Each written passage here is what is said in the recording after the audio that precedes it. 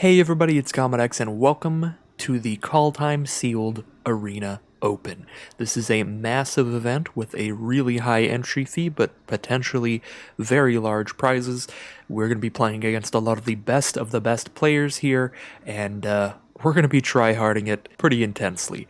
So this costs 4,500 gems, or 22,500 gold to enter. If you have the gold to enter it that way, that is a cheaper way in terms of the exchange rate between gems and gold, so I definitely recommend doing that if you have them. Obviously, I don't have enough gold here, so I had to spend the gems to get in here. I am only going to be doing one of these because the entry fee is really high and the rewards are not great for day one. You really need to try to hop into day two if you want to make profit on this event. So the best of one rewards, that is the format I will be playing today, as you can see down here, are nothing if you get 2 or less wins, 400 gems for 3 wins, 800 gems for 4 wins, 1200 gems for 5 wins, 1600 gems for 6 wins, and then if you get 7 wins, you get 2000 gems and qualification for day 2 of the event.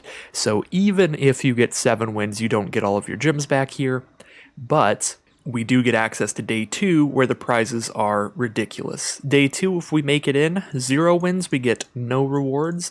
At 1 win, we get 2,000 gems. At 2 wins, we get 4,000 gems. 3 wins, we get 6,000 gems. 4 wins, we get 10,000 gems. 5 wins, we get 20,000 gems and an invitation to the March 2021 qualifier weekend. And at 6 wins, we get $1,000, an invitation to the qualifier weekend. And 7 wins, we get $2,000, an invitation to the March 2021 qualifier weekend. So that is kind of the intro to this format. Those are the prizes on the line here. I'm going to do the best I can, but obviously for a limited player that has like 55, 60-ish% win rate, it's not super likely that I'm going to 7-win this first one, but I'll be doing as best as I can to do that. So let's open up our packs and see what we've got here.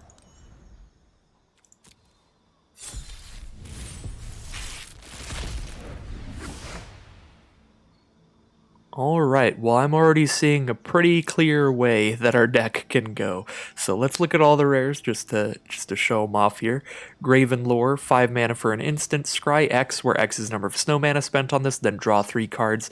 This card's not that great, although it is, I would say, probably better in Sealed than Draft, just because draw spells that don't commit to the board. You've got more time to play stuff like that in Sealed, so this is a fine little card draw kind of spell, but this is the quality of card you could see definitely at like uncommon.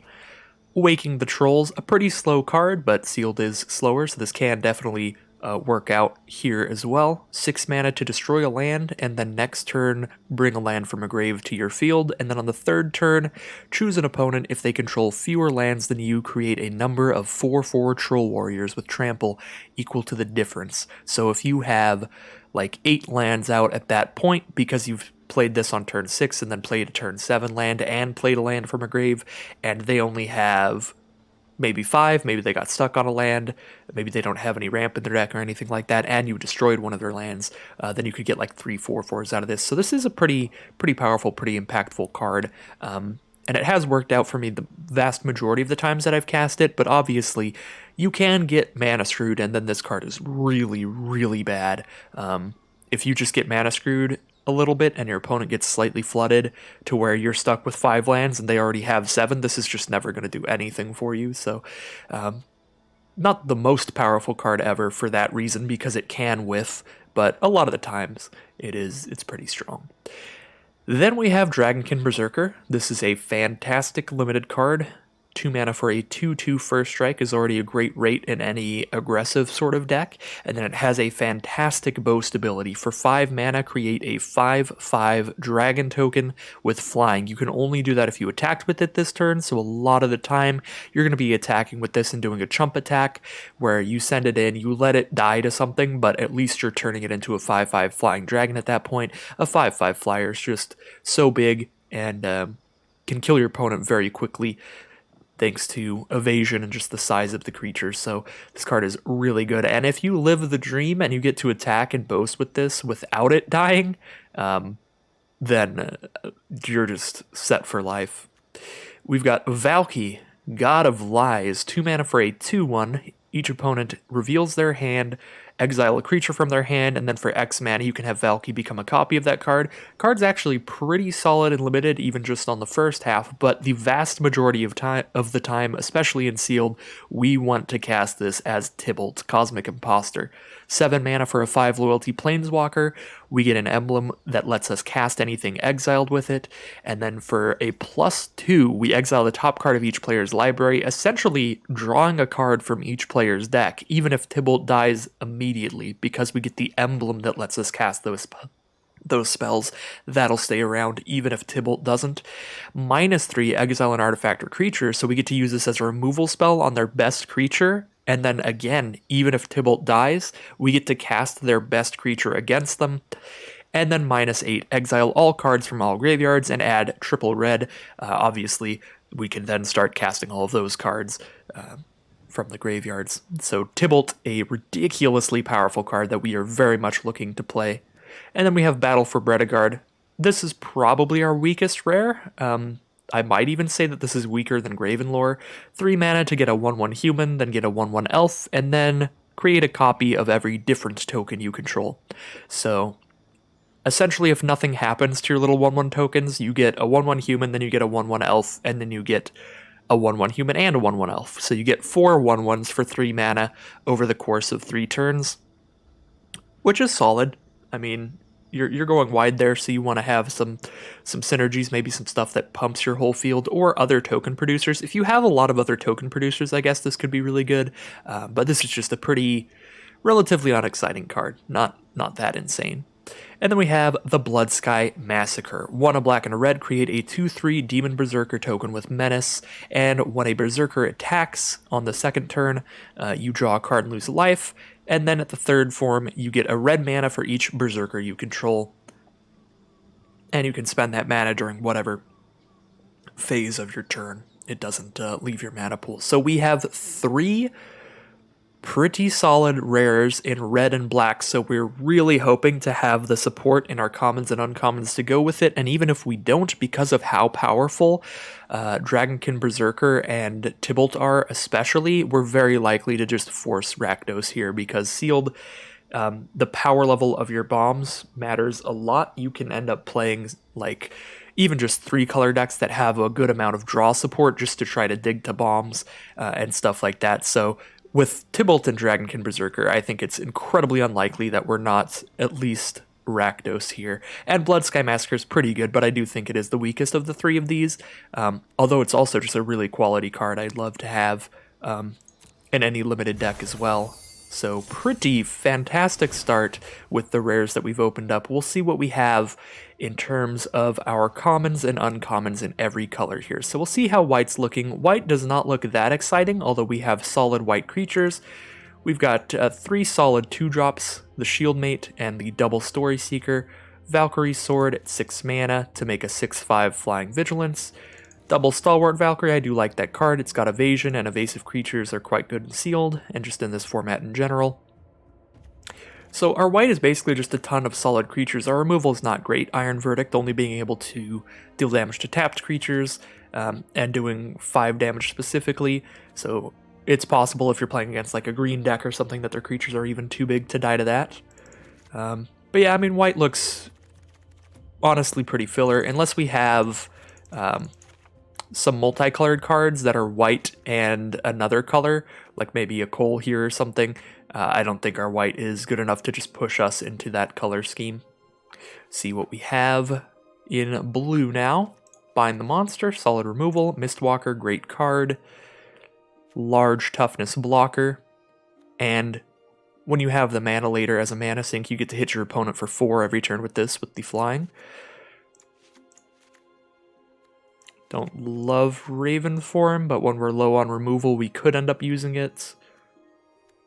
Yeah, blue actually seems probably even weaker than white, although we do have access to Gravenlore as our rare there. Definitely not loving blue.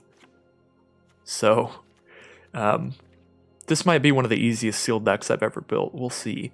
Because it is really looking like we're just going Rakdos. But we could try to do Jund. We've got Waking the Trolls and Sfella. Trying to see if we have anything else powerful in just like green. We got Glittering Frost, maybe Sculptor of Winter if we have enough Snowlands, Spirit of the Alderguard. We have some solid green stuff, so we'll see if black or red ends up being pretty light on playables. We could try to do green-black or green-red base with a splash of either black or red. But I think that if we're playing green, we'd prefer green to be one of our main colors because it does have like Glittering Frost cards that would help us with mana fixing, and mana fixing in a splash color is just not helpful.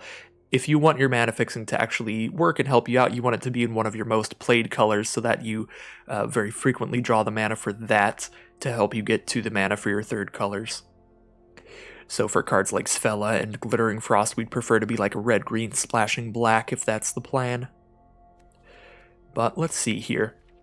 Bloodsky Berserker could be good if we have enough aggressive creatures, like a lot of 2-drops. It's also Berserker, so it works with our red-black saga. Oh my god, our black is so good. We have Feed the Serpent and Poison the Cup, 2 premium removal spells. Exile a creature or planeswalker at instant speed with Feed the Serpent, or just destroy one at instant speed with Poison the Cup. And if we foretell Poison the Cup, we get to scry as well as doing that. We've got double Rune of Mortality, and we have actual equipment to put it on. We have Tormentor's Helm if we're playing red-black, and we have the Gold Vein Pick at colorless, and a Runed Crown to go with double Rune of Mortality. I'm actually really feeling black there then. Wow. Obviously, Valky, Tibalt, we're playing that. Raise the Draugr seems solid. We're going to have a little bit of a Berserker tribal kind of thing, but we actually don't have a lot of black creatures, so hopefully we've got a ton of red creatures here. We'll play a Kennel Master just because we need more creatures in this deck. And then, I guess, yeah, Elderfang Disciple for the same reason. Priest of the Haunted Edge. We don't have that many Snowlands. We'll have 2 Snow Mountains if we're black-red. And a Shimmerdrift Veil, basically, no matter what colors we end up being.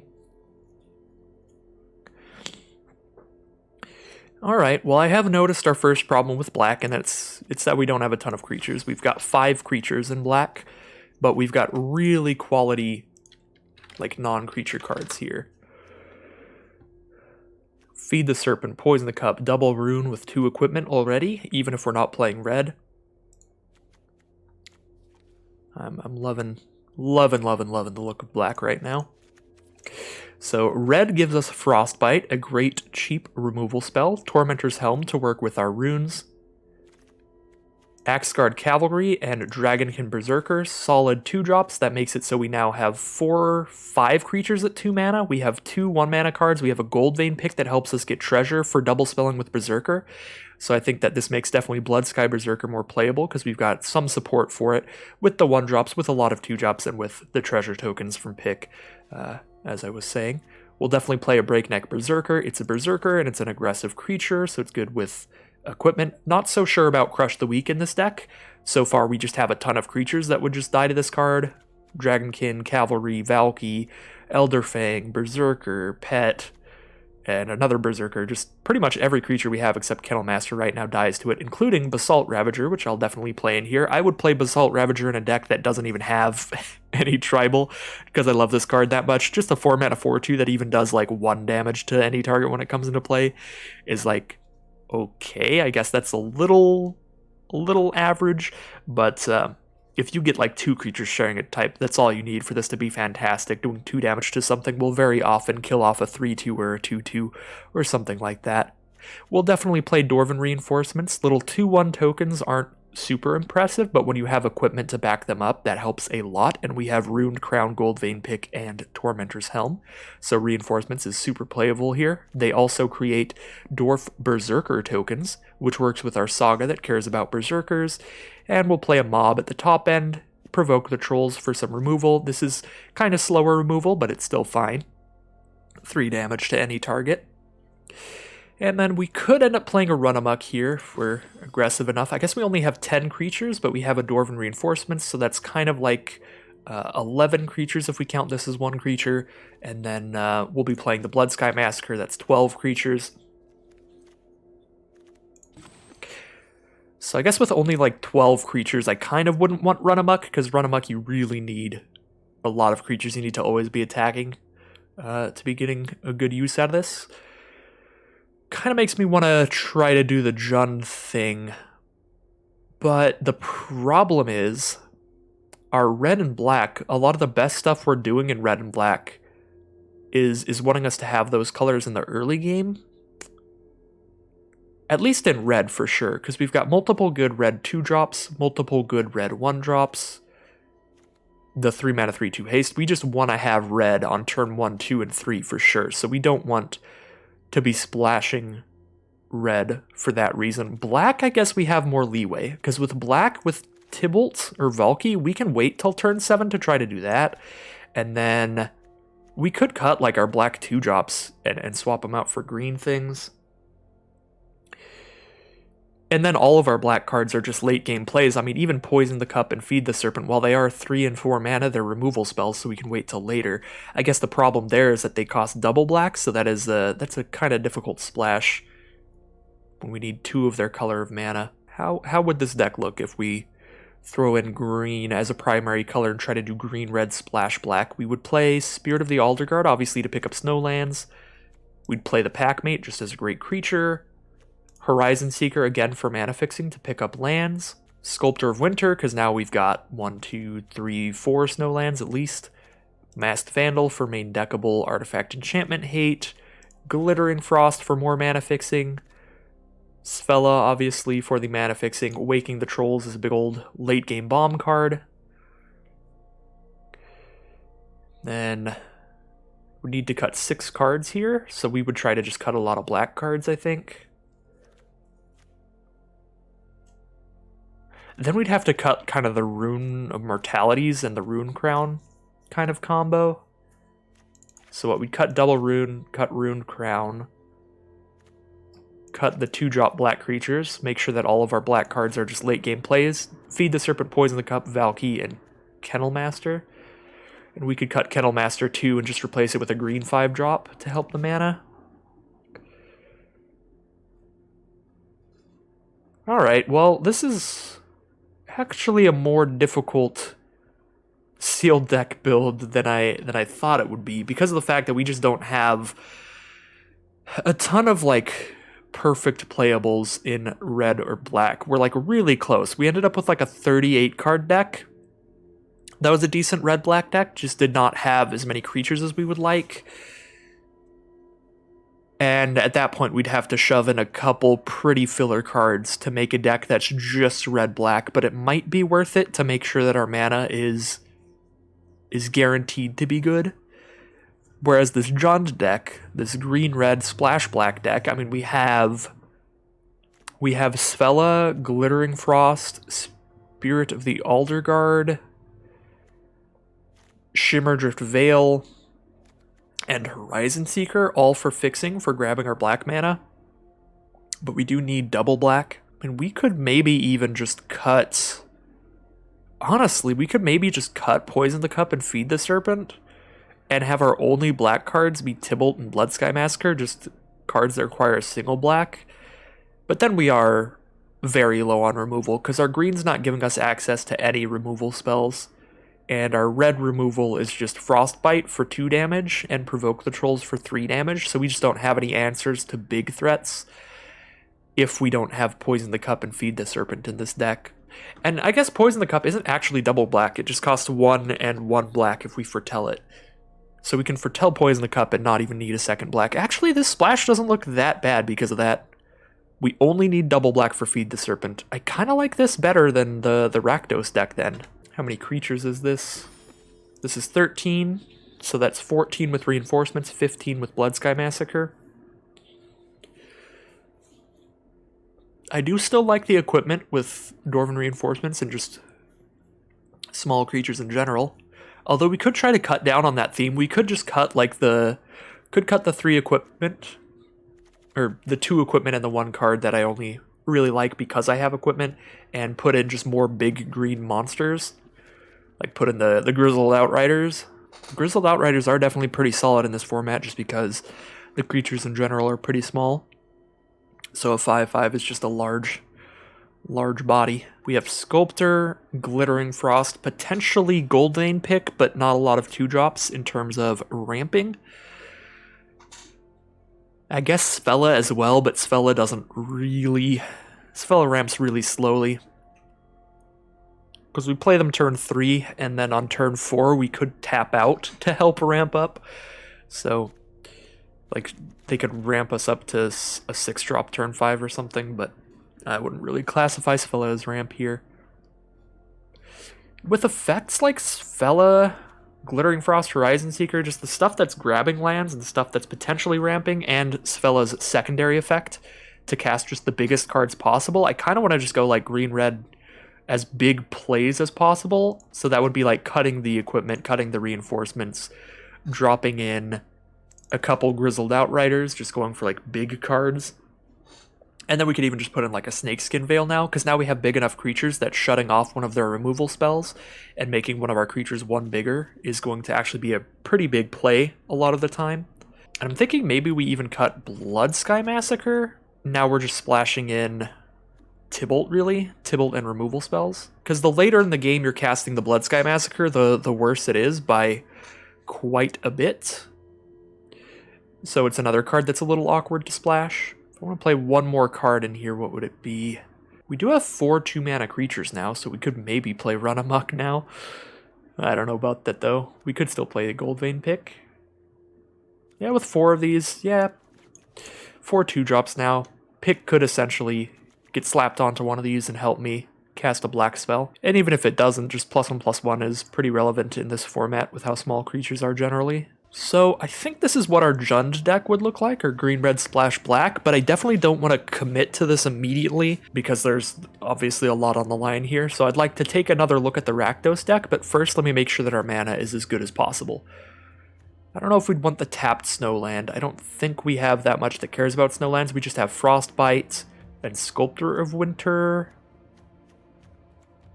Spirit of the Elderguard a little bit. Yeah, nothing that cares a whole ton about Snowland, so I'm not going to play a tapped Snowland. That's off color, just a tapped green Snowland.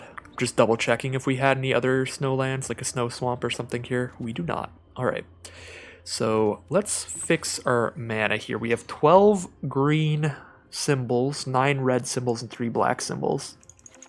I'm honestly thinking we go to just one swamp here. We have a swamp, a Shimmerdrift Veil, a Goldvein pick, a Glittering Frost, a Horizon Seeker, a Spirit of the Elderguard, which does pick up Shimmerdrift Veil. Svella makes a mana rock that taps for a mana of any color.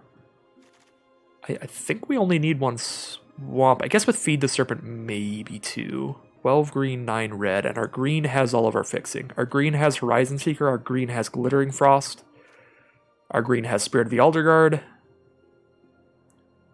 So definitely want the most green. So we need 17 lands here. We've got one already. That'd be 16 out of these. One is a Shimmerdrift Veil, so that'd be 15 split of green and red. That'd be 8 green, 7 red. 5, 6, 7, 8. 1, 2, 3, 4, 5, 6, 7. All right, I think this is our Jund deck. Looks like a real solid sealed. Looks like a real solid sealed in general. Yeah, I'm gonna save this deck and then I'm gonna go back and try out the Rakdos one. Add to decks so I can just like load it. All right, let's take another look at Rakdos. See how our deck looks when we don't have to splash anything and we just go for as consistent of a pile as possible.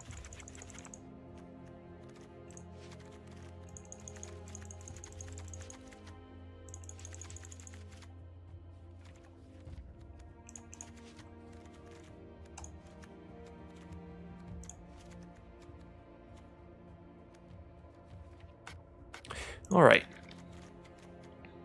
Are we already sorted by mana cost? We are. Let's sort by creature, non-creature. Let's get all of our like, not perfect mana, but let's get 17 lands in here. 1, 2, 3.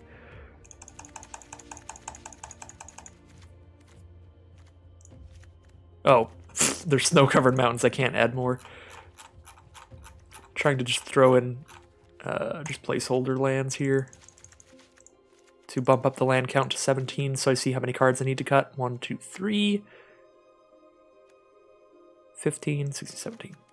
I need to cut 9 cards. Okay. Or I guess I can cut 9 cards. I definitely want to cut the Open the Omen Paths. Probably want to cut Crush the Weak. I guess this is a card I didn't consider, Raider's Carve. If we're stretched for playables, we could play that. Get rid of Smashing Success.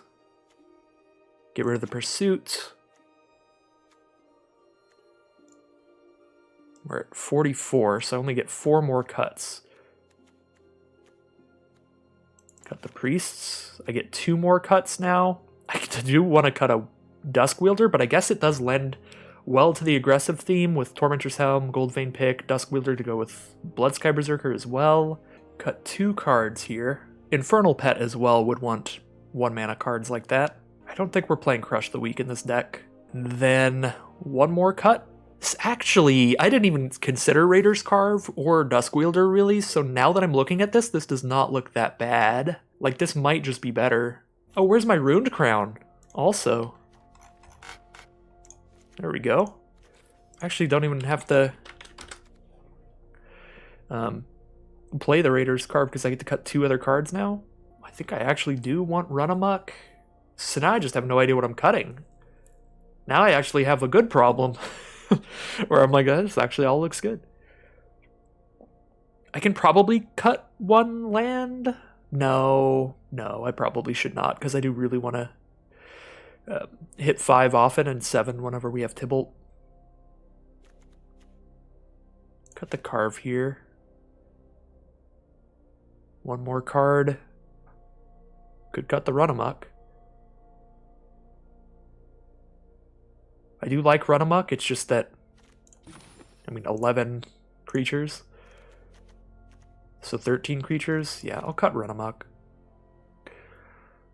This is what the Rakdos deck looks like. I'm honestly real stuck between these two here, so I think I'm gonna do some soul searching here. But we'll make a decision. I kind of want to do the Rakdos one. I think this is just solid.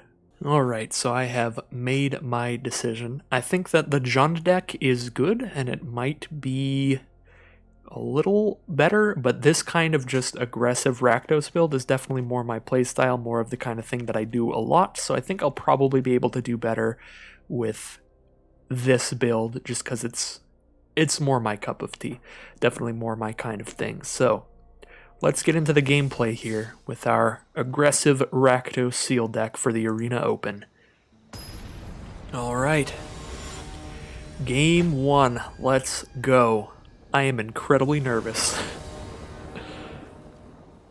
Oh, we got Tibalt in our hand, but only 2 lands. We do have Elderfang Disciple turn 2, Frostbite, and an Axeguard Cavalry. We have access to every card in our hand except Bloodsky Massacre. Although this may be a game we don't get to cast Tibalt. This hand is still good. Should have played Frostbite turn 1 in case they play a 1-drop I want to kill, but I think that's pretty unlikely. We start off with the punts immediately. Good to get him out of the way. I think I'm going to play Axeguard Cavalry since it is a Berserker, and then I can follow it up with the 2/3 Berserker for Bloodsky Massacre, and potentially draw 2 cards off of it since we do have the 3 lands here. Getting slapped by a Battlefield Raptor, sure. I'll drop my Massacre here, send in for 2.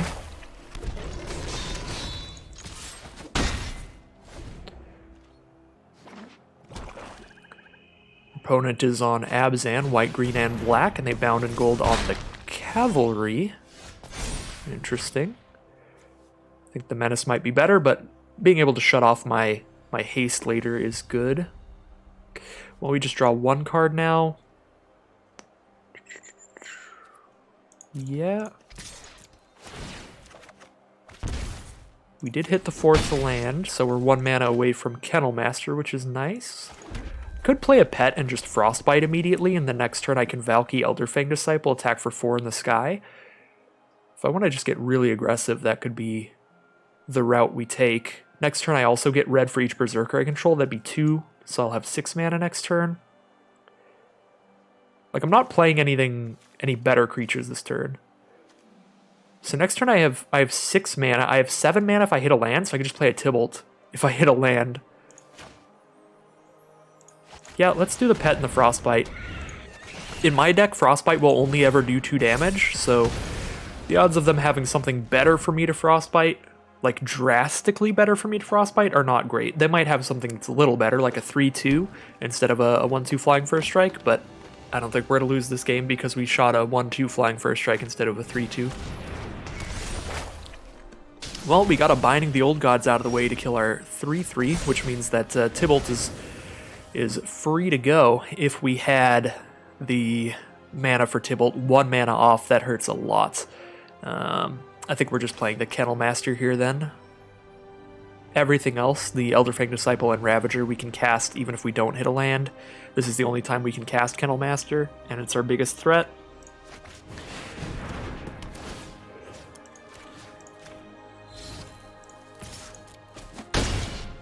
Opponent's down to 13.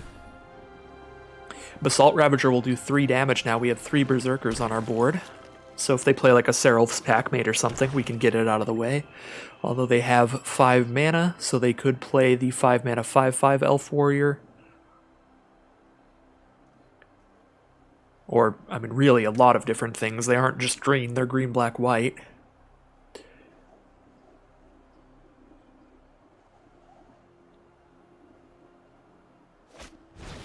Varagoth Bloodsky Sire. That is 3 toughness, so Basalt Ravager could kill that. I'm going to play Ravager here. It's not the end of the world if they have a +1/+1 hexproof or something, but if they don't, that's by far the best play. Hit them down to 7. They have 6 mana available. They are in Lindworm territory. Could get a 6/6 that gains 4 life when it comes into play. Looks like just a Not Vold Recluse. She's a 4/2 that blocks my 4/4. They take 6. Alright, Essica's Chariot is going to do a lot of work for them. This card's insane. You get 2 2/2s when it comes into play, as well as having a vehicle that can crew for 4 and become a 4/4. So they just have another 4/4 blocker if they need it. I'm definitely going to make them discard the last card in their hand unless I want to play Valky instead. I don't think I want to play Valky.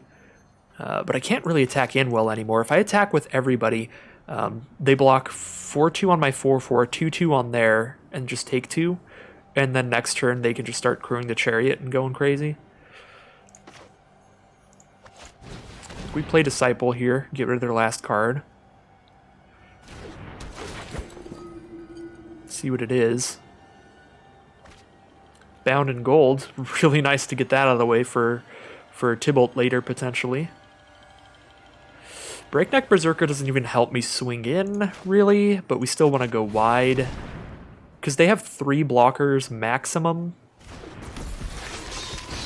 So they could block like these 3 and take 2. That's the most damage they can block, but if they do block those 3, they block there, block there, block there. Or they crew. If they crew, they block there, block there. Take 6?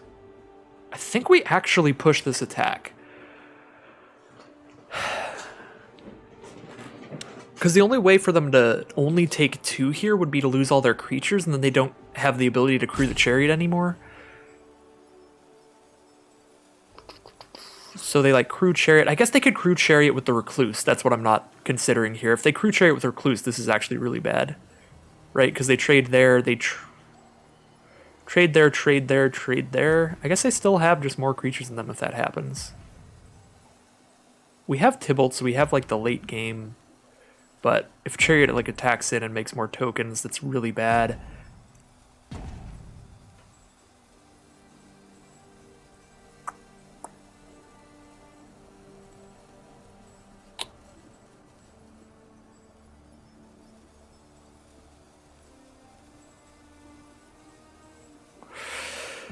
Oh dear. I guess I'm just not attacking.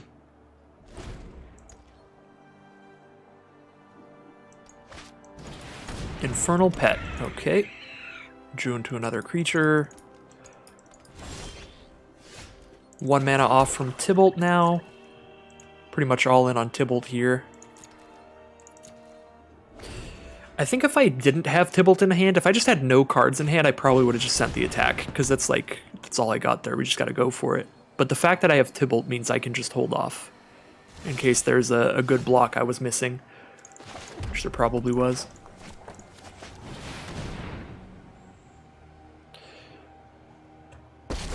All right, so I mean, Tybalt comes out, we just win basically. They don't have any reach or anything. We'll just get their biggest creature. I guess I should probably kill Infernal Pet in case they can somehow draw into Double Spell. So if they draw something that draws a card, like Seraph's Packmate, they could get flying there and kill Tybalt, but at least I still get Rootless You here, even if they get that lucky. Another Infernal Pet? Okay. Well, that's pretty scary.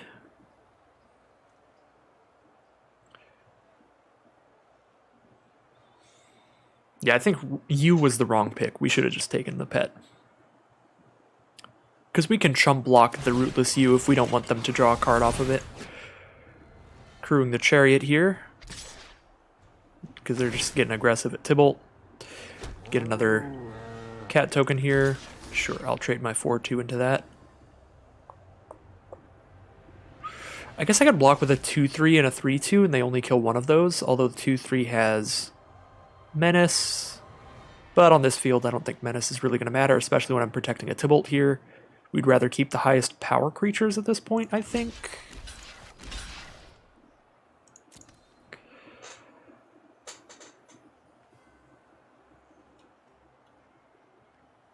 And if they just kill the 3-2 here, that's really good for me. Okay. Only have access to the +2 here, so we'll do that. We get a Search for Glory. Search for a legendary, a saga, or a snow permanent.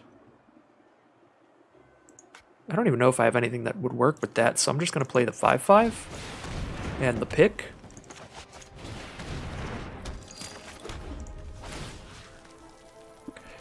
We'll make one of our things a 2-2, I guess. Yeah, I don't think it really matters. Just buff up all our blockers to just keep doing the Tybalt thing. Spread them out. Battlefield Raptor. Alright, that is a way to try to get Tybalt, but Tybalt gets +2 every turn, so I guess that won't really work either. They would need to like double spell with the Infernal Pets. So I might have just held off on casting that if I were our opponent. I can also just exile that if I want. I don't think I do, though. Raise the Draugr. 1 Imp Engrave. Let's see what we have for a Search for Glory, I guess. Just lands. Okay.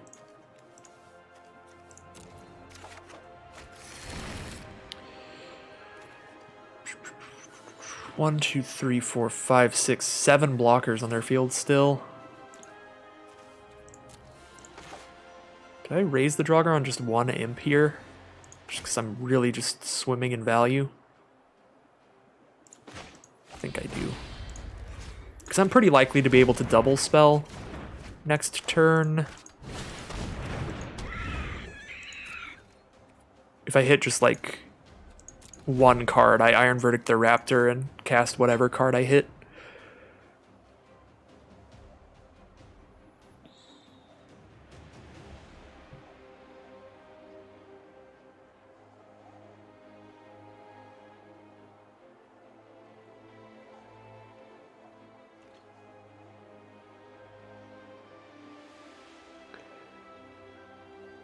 I guess a Jarl would kill Tybalt. So maybe I should have just held up Iron Verdict. Been really safe. Probably should have. But I will now. Now I've just got tons of removal to hold up.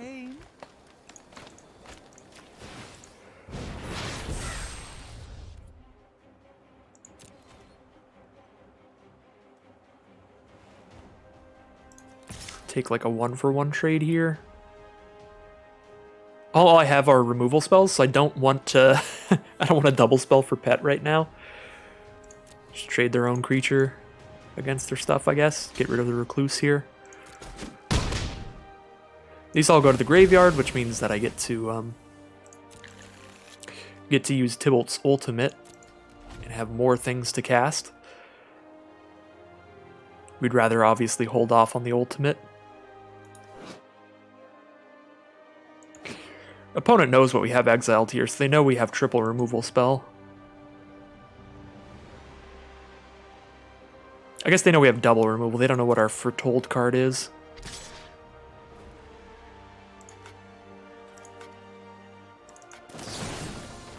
Shoot that here. I could feed the Serpent and poison the cup and then jump pet up and get to hold on to Iron Verdicts, but... Oh, okay, well,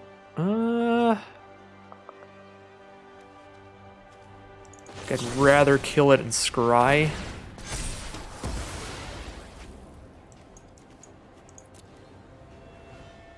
Hold on to the card that can kill planeswalkers and that exiles.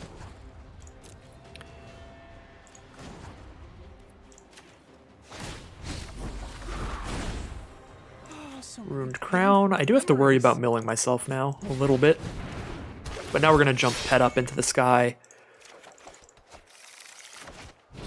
Yeah, I'm just not worried about milling myself at all now, because pet's just going to kill him in 2 turns. So let's just go ham. Yeah, there's the concession. Could even maybe kill them right there, because we equip it with Crown, it's 5 power, equip with the pick, it's 6 power. And we drew Tormentor's Helm, so if we had enough mana, we'd have 7 power flying there. Alright, well, we did the thing game 1. We basically drew Tybalt, so there's that. We got 1 win out of this, which leads us to no reward, so let's get some more wins before we head out of this event.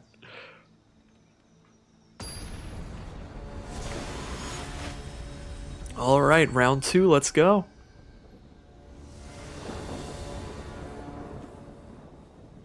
We're going first. We have Frostbite and we have a Poison the Cup we get to foretell. I do need to hit 2 more lands to cast anything else, but Poison the Cup allows me to kill one of their early plays and scry 2 to help hit lands.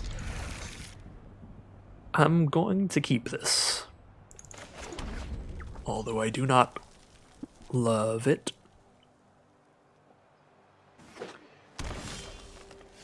Well, we drew our 3rd land, which makes me a little happier. Now we only need 1 more to be able to start playing some creatures. Opponent starts off with double green. Mono green sealed deck. Let's go. Foretell a card. We did draw a turn 3 play. Pretty nice. Get an Infernal Pet on this board. Could Poison the Cup and Frostbite to double spell, but that seems pretty unlikely that they'll play creatures that are good enough that I want to kill 2 in 1 turn. There is the Seraph's Packmate. Draw a card here for our opponent. And a 3rd forest, so they are probably stuck on 1 color here. Kind of want to just Poison the Cup here, because I do really want to set up my draws to hit lands. Although then I won't have it for later. The only other way I'm getting rid of this Packmate is to Frostbite it after it blocks, which is just a 2-for-1. That seems not great for me. I'll Poison the Cup here. I really want to make sure I hit my lands. There is my 4th land and a Gold Vein pick. I do want 5 lands for the mob, so if I hit my 4th land, I'm probably playing Ravager and then Provoke. I'm kind of doing a lot with my mana, so I don't actually think I want the pick. I just want to hit more straight-up lands. Could have Frostbit my own pet to make it a 3/3, but I think Frostbite's better actually dealing damage to something than just putting a +1/+1 counter on one of my cards. Are they foretelling another card here? Double green from our opponent. Probably choosing what they need to foretell here then. Ooh, or a Path to the World Tree. Oh dear. Would not expect an opponent with Path to World Tree to start with triple forest. Ooh, Snow-Covered Island is the draw. But they could just be playing this for mana fixing. It could just be like a green-blue deck here. I know I have a land on top, so I know that I'm not going to double spell with this Frostbite anytime soon, because all these 4 mana, 5 mana cards. So I guess I'm just going to Frostbite that out of the way. Ravager's only going to do 1 damage, so Ravager's not going to kill it. Otherwise, I would have loved to just, like, Ravager that.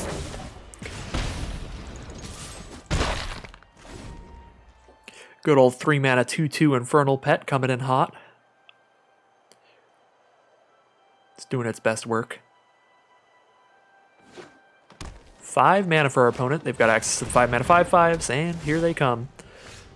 So let's play our 5 mana 5/4 then, shall we?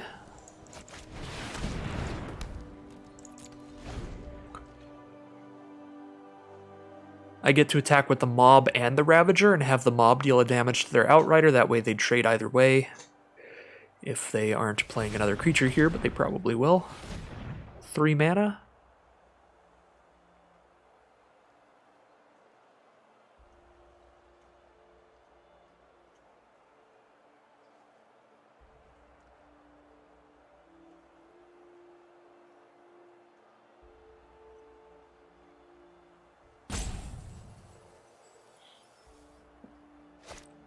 Mistwalker it is. Good old 1/4 flyer that could get bigger later, and they foretell a card.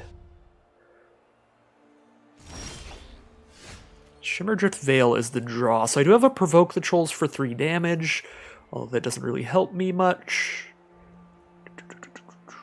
I think I am going to attack with the Mob and the Ravager, and I can use the Mob to boast for 1 damage to Outrider if they block Ravager. But I don't actually have to do that until I see how they're blocking.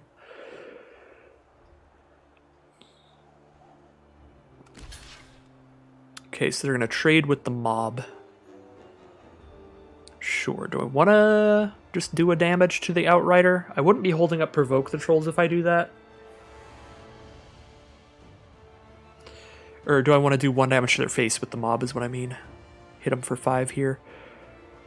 Rather hold up Provoke. I guess they have like a 1/4 on board. I don't think it's super likely that they'll have a creature small enough to provoke next turn. We'll just hit the face and play a Shimmerdrift Veil as a black source. And now I have 6 mana with 6 mana worth of cards in hand, so I could potentially double spell for my Infernal Pet. Although it would require me not just casting Raise the Draugr right now, which I kind of want to do to just pick up Mob and have a good play next turn.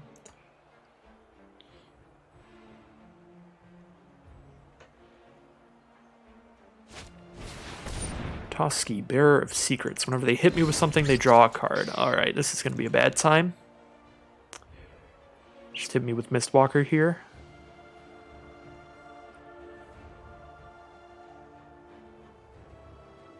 I mean, they might not. They might be scared of how well I could crack back. They are going to hit me. Alright, fair enough. I crack back with both. They block the 4/2 and take 2.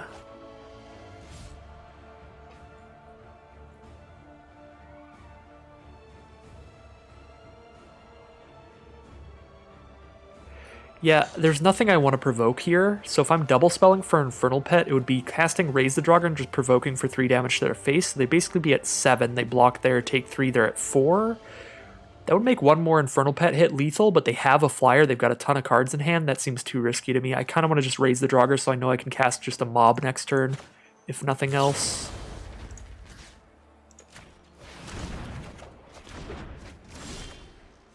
Tormentor's Helm. That means I do get to double spell here still, because I get to play Mob and the Helm. Do I want to equip this Helm to anything? Not right now, I don't think. I think I do just want to play Mob and Helm. We'll do it pre-combat, obviously, so that we can get the extra damage in. No reason to attack with Ravager. Toski's indestructible, so it just blocks.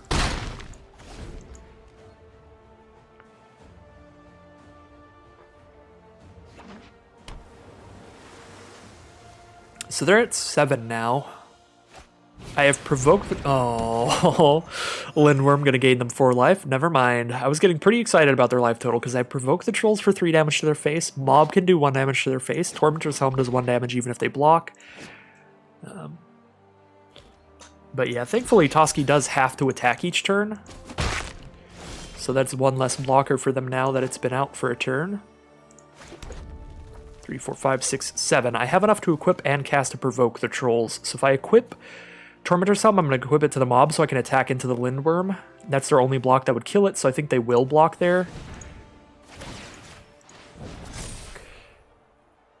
If I attack with Ravager and mob, they could chump there and kill that.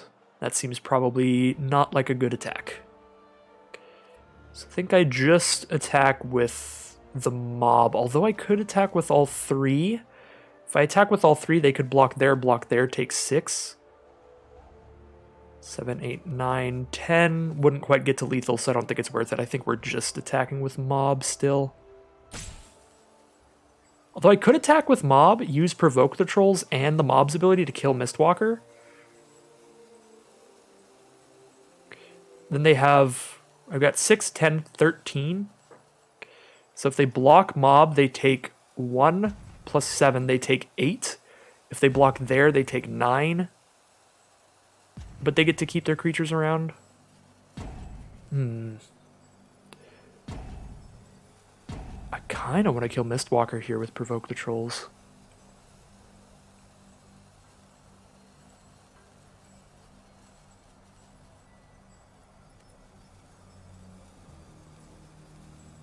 Although holding Provoke the Trolls leaves me up to be able to double spell later too.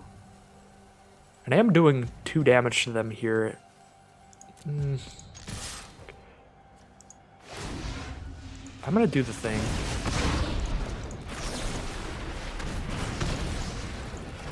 Gonna do the thing.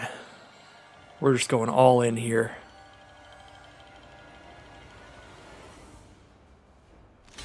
Take 9, go to 2. If they can't deal with mob somehow, mob 100% kills them. Because if they block mob, they take a damage, and mob boasts for a damage. So they need removal for the mob here. And depending on the removal spell that it is, it might not be enough. Bind the monsters would kill them because they take damage equal to its power. And Raven Form would kill them because I'd get a 1/1 flyer I could equip and hit him with. Reed of the Frost to get another Lindworm to gain more life, and have an 8/8. Oh, it's actually so brutal. Well, I think I'm going to lose this game, but I don't think I'm losing this game because of the attack that I made. I think I was going to lose this game either way if they're just following it up with an 8/8 that gains 4 life.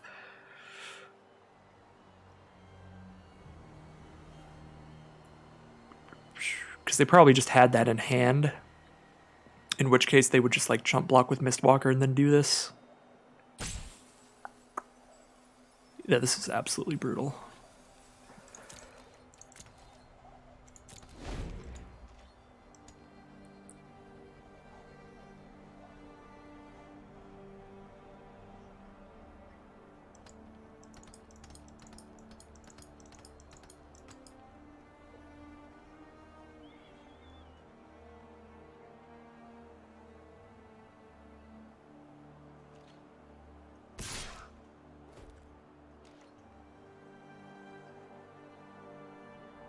I guess they actually would have just not blocked at all last turn.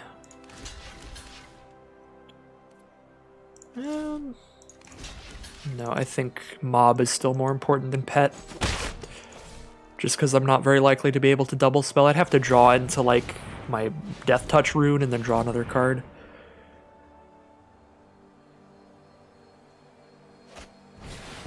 Elixir, oh good lord.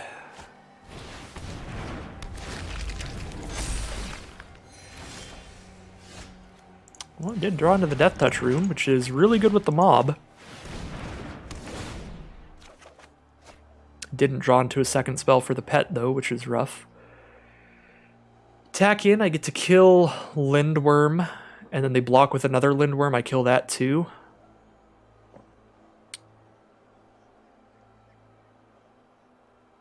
just not going to be enough. They've got 4 cards in hand. They have an Elixir gaining them 2 life a turn. If I just sit here, though, then they just gain life and amass more and more creatures. So it's probably worth just getting the Lindworms off this field right now. Guess I could equip Infernal Pets and then re-equip the mob if I want to just attack in with the pet this turn. Because then just pet trades up into a Lindworm and mob might be able to get in. That actually seems pretty good, because then mob could maybe actually attack in without being able to die.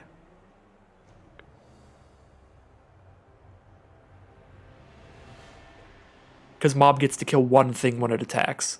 So if one Lindworm dies now, then one Lindworm dies when mob attacks, and they're down to just a 2/2 on board, which means that mob actually gets to get in. Potentially.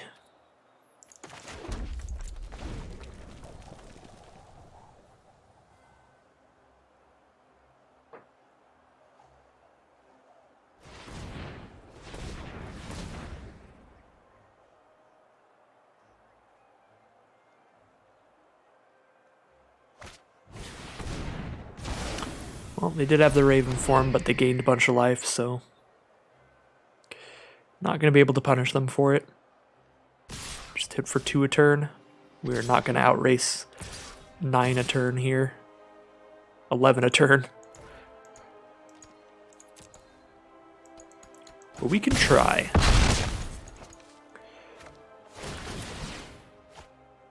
This Toski just really devoured us here with the card advantage.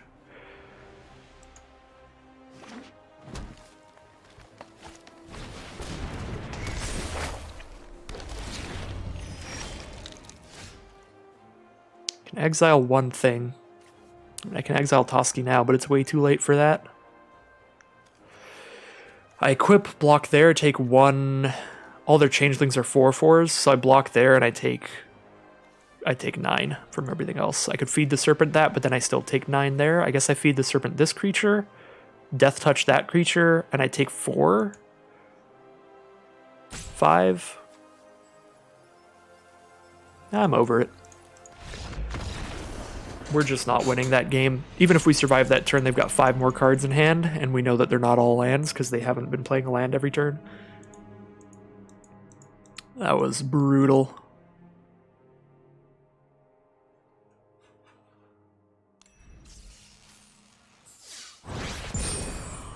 Head into round 3 here, see if we can do any better.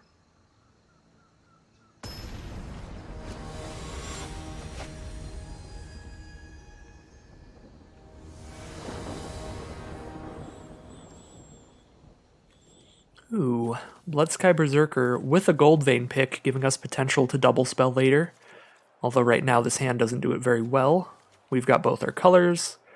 Got the mana to start dumping these things out. I think this is a definite keep. Opponent is on the play, which is not what we want to see in an aggro deck. But I guess that's never what you want to see in Limited.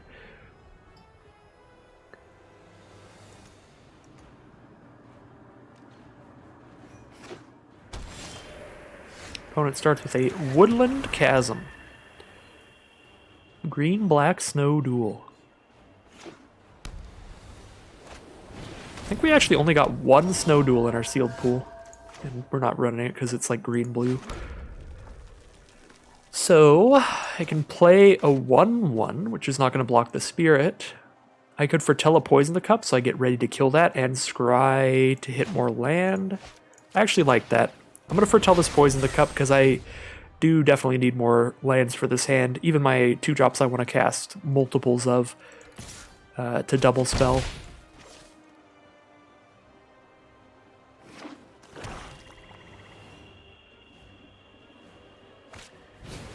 Rune of Mortality, draw a card.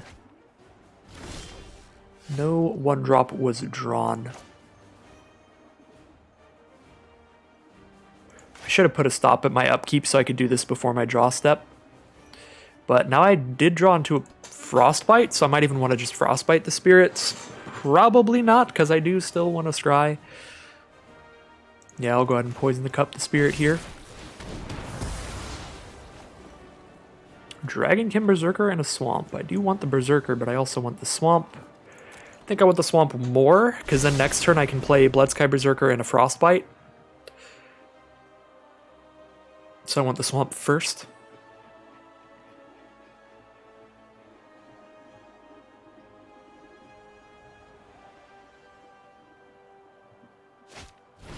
Starnheim Courser. Alright. Well, Bloodsky Berserker Frostbite it is. Get a 3/3 out here.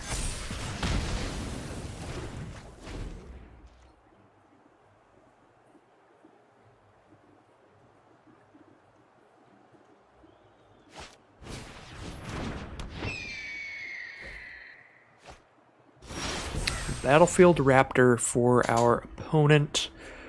Do not have enough mana to double spell anything here. I could play a Goldvein pick and equip it so I can get closer to doing that, and also then I have a 4-power attacker. I do like that. I do need some treasure tokens here.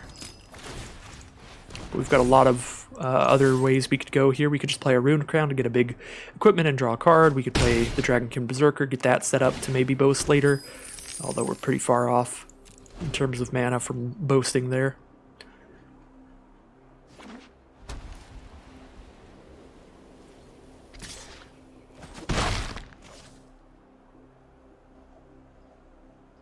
Opponent has a card foretold here. Stalwart Valkyrie will be the card for turn. I do have 5 mana now. Definitely have enough to double spell to give Berserker Menace.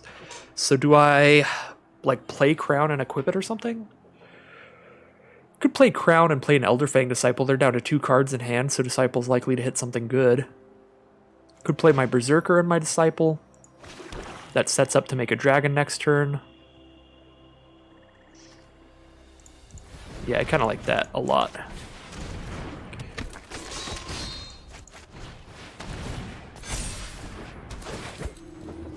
And I do like playing my spells main phase 1 again for the counters here. They have discarded a Tuscary Firewalker. Get in for that 6 menace, get another treasure token. So we have the mana to make a 5/5 Flying Dragon next turn.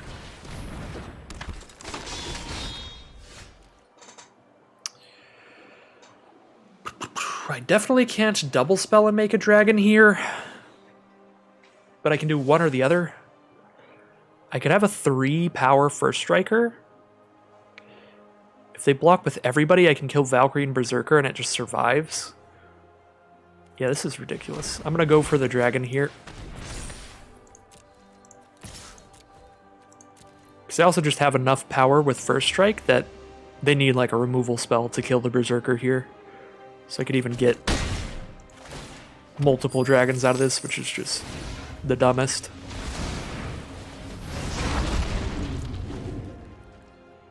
There's one dragon.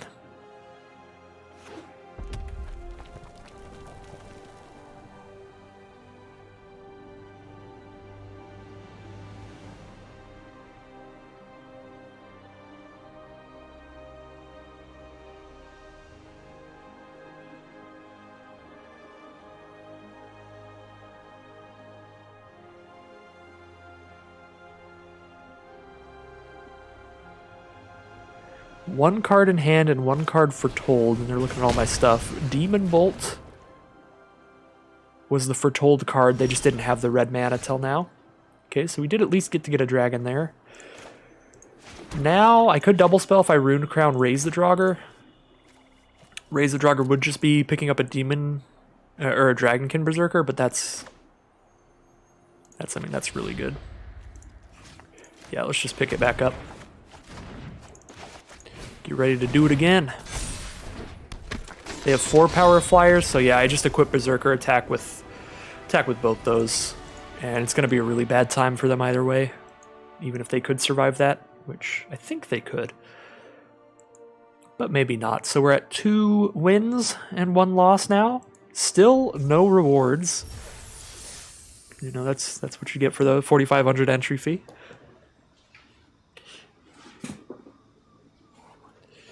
This is going to be an experience either way, but I think that the rewards are very miserable at the start of this. If you're doing the best of 3, the rewards are better, but that's because if you lose a single round, you're immediately out. So I think that I still would prefer best of 1. Yeah, this is like a little bit slow because we're not playing anything turn 1, turn 2, but it's got some impressive cards. Blood Sky Massacre into the Hasting Berserker is always fun. We will foretell our Poison the Cup.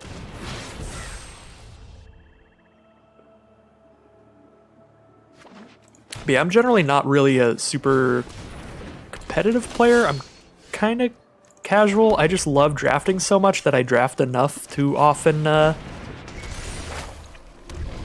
get up to like Diamond, maybe Mythic sometimes. But while I am going to try my best to win this event, the life of a tournament grinder is definitely not for me. I just don't really enjoy going ham super often. I just like doing fun stuff. Which is part of the reason that I'm like totally okay just playing like the Rakdos version, even if the 3-color one is better, because it's just a deck that I'm more comfortable with and I know that I will enjoy more. Yorn, God of Winter. Okay, well, we're going to take 1 from Finn here so that we can draw 2 cards off of our Blood Sky Massacre this turn. Although I could Poison the Cup and Blood Sky Berserker. Would that actually be better than just drawing 2? I don't think so, because like trading a 3-2 into their 3-3 that has good abilities is super solid. And that's like the worst that could happen in terms of me like losing creatures here.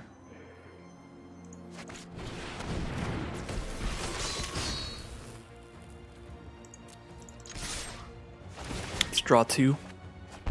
Duskwielder, Rune of Mortality. Well, we're going to be able to double spell for a long time.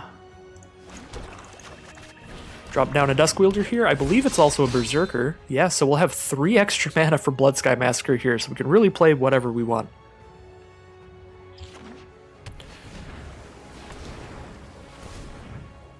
Three mana from our opponent, a blue and double green for an Ice-Spined Pillar. Well, it's time to get really annoyed because they have Ice-Spined Pillar plus Yorn, which means they tap something right now, attack with Yorn, untap their Pillar and their land to be able to tap something down again, and untap Yorn.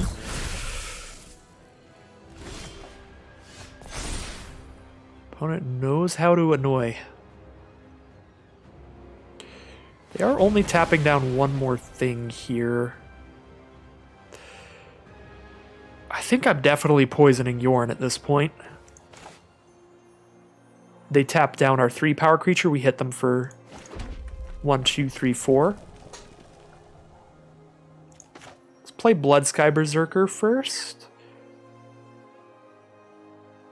Although I do have the mana, 1, 2, 3, 4, 5. 6, 7, 8 mana. I could play Carful Kennel Master and Poison the Cup, but I think Blood Sky Berserker is actually more damage, because Kennel Master gets in for... I guess I make everything do 3 damage. So that'd be getting in for 2 damage right now and 4 damage next turn, whereas Blood Sky Berserker would be getting in for 5 damage next turn. I think I still prefer Blood Sky Berserker, because Kennel Master can still do the +1 damage thing next turn, whereas Blood Sky Berserker, if we play that next turn, it's going to be smaller. So it doesn't like still add more to the amount of damage we're doing. Let's get rid of Yorn and Scry.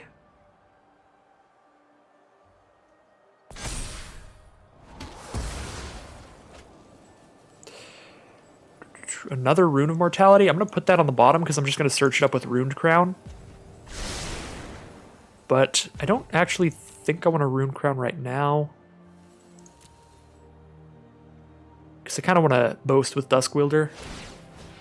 I guess I have the mana to do that and Rune Crown, so I probably should have just played Rune Crown first and then went for the attack. Like, then went for the thingamadooter.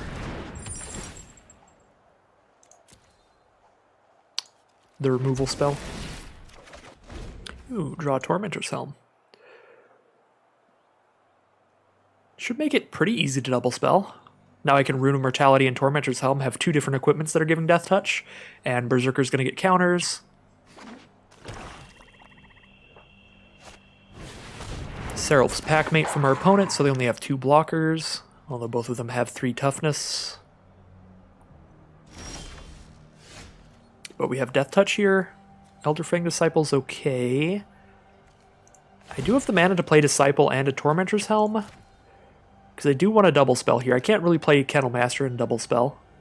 So I think we play Disciple, Tormentor's Helm, and equip a crown to something.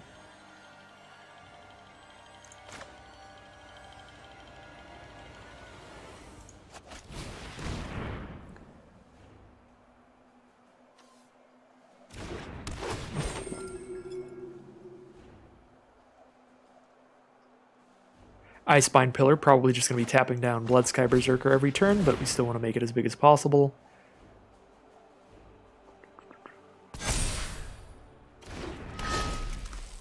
Alright, so now we get to throw Rune Crown onto something to make it a 2-3 Death Touch.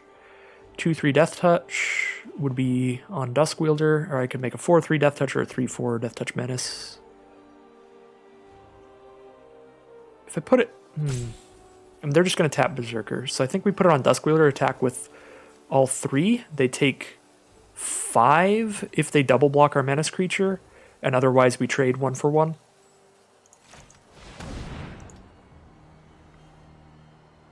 Maybe I just put it on the Menace creature and just attack with these 2, because then they're just definitely not blocking the Menace. Oh, they're not tapping something with Pillar. Alright, well. Send in with everybody, I think? Because if they double block there, they take 3, 4, 5, 10. Yeah, send it with everybody. That's their only block that doesn't lose a creature.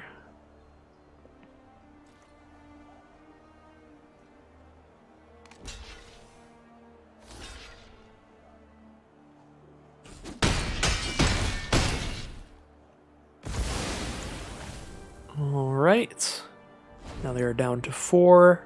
We've got a pretty good field. Got a pretty good feeling about this one. Can hopefully hop into the 3-win slot where we definitely get at least something back. Made it out of the no rewards hole.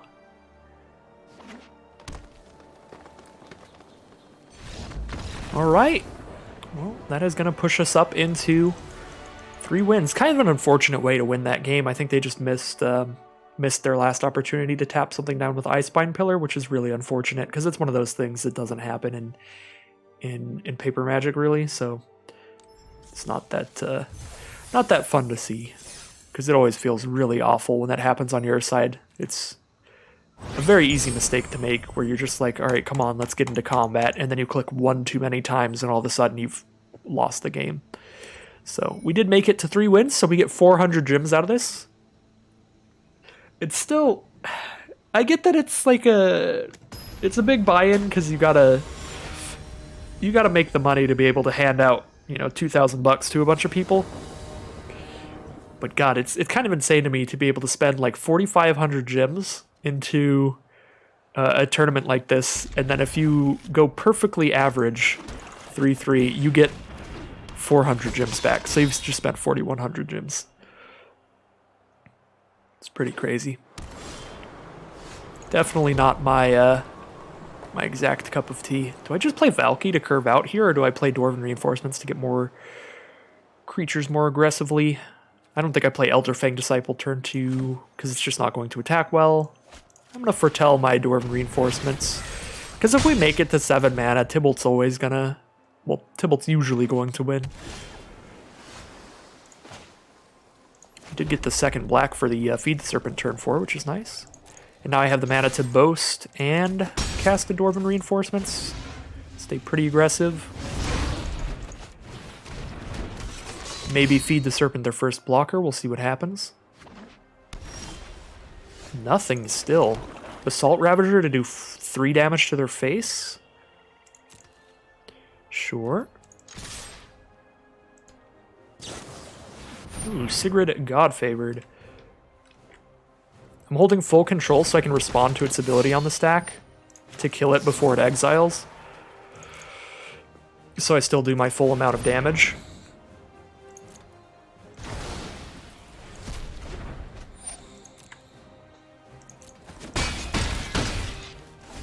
I could have waited to Basalt Ravager and maybe kill it with that ability, but the problem with that is they exile a Dwarf Berserker, it will never come back even if I kill it, and they block another one with First Strike, so it's just a really bad time for me. Valkmir makes all my stuff do 1 less damage, which means this is basically a 0-2. These are 1/1s, and they're at 12, so that could actually matter. I'm going to play Berserker and Elderfang Disciple, because I want to get my creatures as powerful as possible. I'm not going to attack with Dusk Wither because it's going to hit for 0. I could boast with it, but not if I'm spending 4 mana on these 2 cards. So we'll hit for 2, put them down to 10, and we're trying to make our creatures as high power as possible to get through the Protector Shield, preventing 1 damage every time. So we do really want creatures like Berserker that can turn into a 5/5, turn into a 7/7. They discard a Doomscar Oracle. Alright. So Basalt Ravager now, we have 4 Berserkers out, so it will be doing 3 damage when it comes into play, which actually does matter a lot when they play a 4 toughness creature. You hate to see it.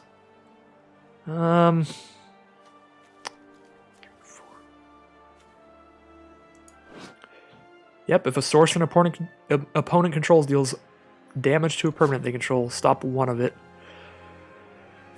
Oh, so yeah, Ravager's not going to lethal their Bergstrider. They could do 3 damage to their face, but if I attack here, I lose 1 of these and just do 1, put them to 9. Could attack with Duskwielder as well, do 2 damage to them, put them to 8. Don't think we're doing the attack here. Do I just play a Valky? I'm 2 turns off if I draw land every turn. So we're quite a ways off. If like 50% of our draws are lands, we're 4 turns away. Probably more like 5 turns away here. I do want to like push my advantage, but that just seems so risky to try to just copy something good from their hand. I guess I could Ravager for 3 if I have enough creatures left, but that's not going to work because they're just going to block a 2/1. It takes 1 damage, then it's at 3, but then I have 1 less Berserker, so Ravager only does 2 damage when it comes into play. So Ravager's not going to kill Bergstrider. Pretty much guaranteed. Do I just pass here? Because then I could maybe double spell with Berserker next turn. Ravager and Valky. Maybe so. Really hating to see Valkmir here. That's for sure. Littjara Kinseekers, or Littjara Kinseekers, a 2/4. Alright, whatever. Rune of Mortality, so I can actually kill something here. Throw it on my 2/1, I guess. Draw a card. Draw another Berserker. That means Ravager will do 4 damage when I play Ravager now. And this is a double spell, so my Bloodsky Berserker can attack here. I could attack, they can double block, and I do 5 to Bergstrider. So I can get that out of the way now. But then Basalt Ravager's not big enough to kill Kinseekers. How often am I going to have a chance to kill Bergstrider? I guess if I attack with this and the 1/1 Death Touch, I hit them for 1 and kill Bergstrider. Most likely. If I want to get real risky, I could attack with this as well, but then they could like block and kill it without losing their creature, but they'd have to take 4 to do that.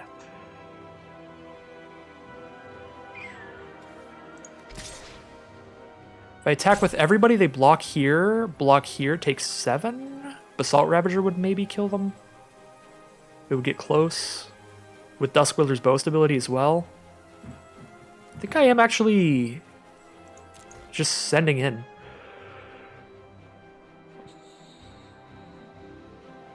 Because they're going to have to think really hard about, yeah, doing the double block on Berserker, in which case everything else just gets in. So we're going to do all the damage to Bergstrider.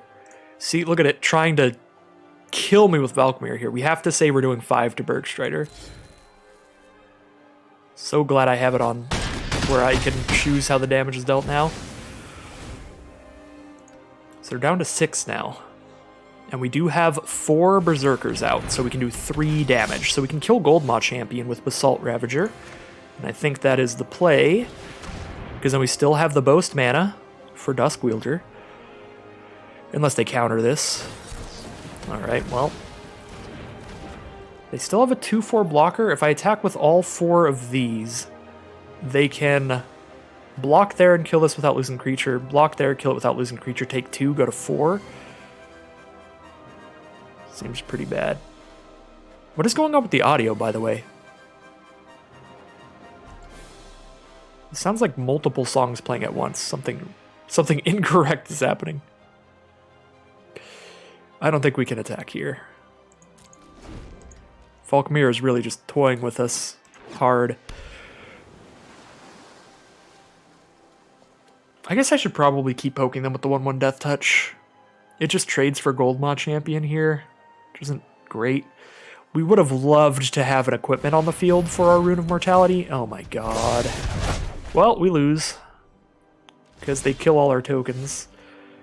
I guess I do get to throw a Rune of Mortality onto an actual equipment now, though. But now we're very likely to lose. I guess it also bounced Elderfang Disciples, so I get to make them discard a card, but I don't get to make them discard 2. If I can make them discard 2, I could get rid of Valkmira here, which would be so good. But at least now I kill one of their creatures with that. Oh.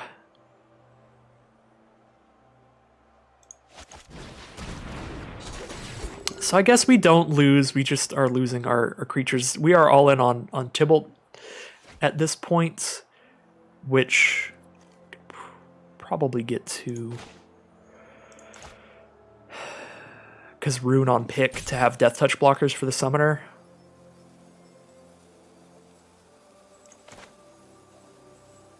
I think I do play the pick right now, so I know I can definitely throw a Rune on it next turn and afford to equip it.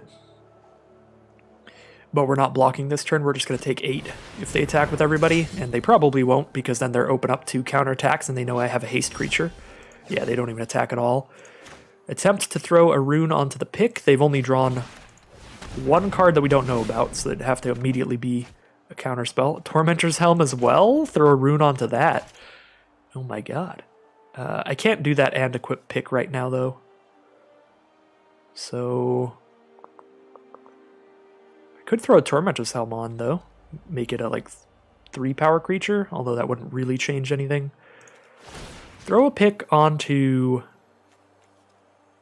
Elderfang Disciple. Now I attack with it, it does 1 damage to them, and I get a treasure token, or it kills one of their creatures.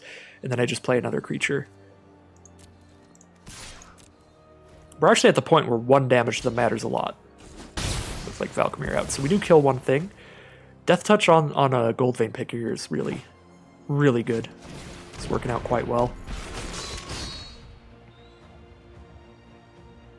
I guess I really counted my chickens before they hatched, in terms of saying things were going in my opponent's favor. Wow, a black source off Shimmerdrift Veil, so they could splash into something crazy here. Mob is great with Death Touch, although not when they're preventing 1 damage, then it just does nothing. I can play a haste creature with Breakneck Berserker. I could make the mob have haste with Cavalry. Just play a mob, give it haste attack, but then Cyclone Summoner just eats it. So I could play a hasting Berserker if I want, but am I even attacking with it if I do that? Then I throw pick onto the Duskwielder, attack with all 3 of these. I hit them for 2 and lose Berserker. Hit them for 3 if I use Duskwielder's ability. Is that worth it? It's likely not. I think I'm just throwing pick onto Cavalry. If it hits them, I get to play the mob. And if it doesn't hit them, I get to kill Cyclone Summoner.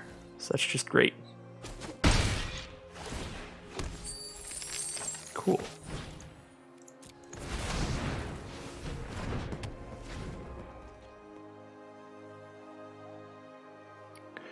Goldvein pick with the Death Touch rune is really getting there for us. That's so good here. They do have a Raven form for the 5/4, so now it's a 1/1 which can't do any damage because Valkmira, but we've got more equipment. Just go crazy here. go for it.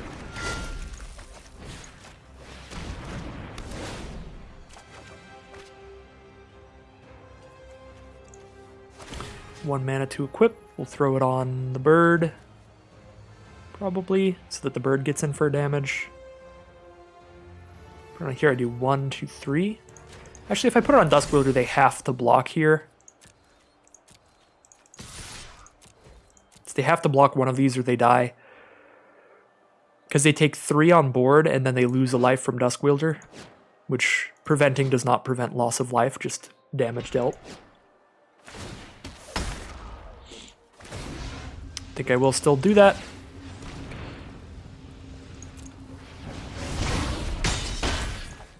They're down to 1 now. We did get a treasure token. I guess I could have cast Tybalt if I just held off for that treasure. They're at 1 now.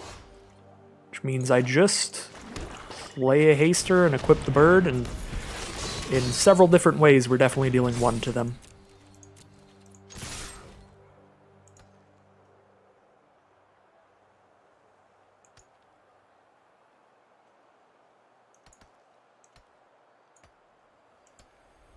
Wow, those equipment really got there. That was insane. Those runes as well.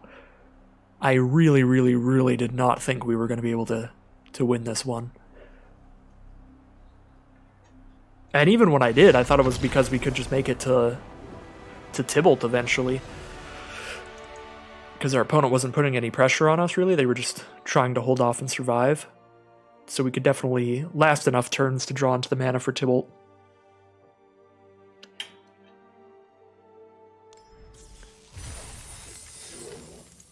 Alright, that'll bring us to 4 wins and 1 loss, getting 800 gems out of this. If this were like a regular Premier Draft level of prize support or something, I'd be pretty happy right now, but as it is right now, just 800 gems, that's nothing.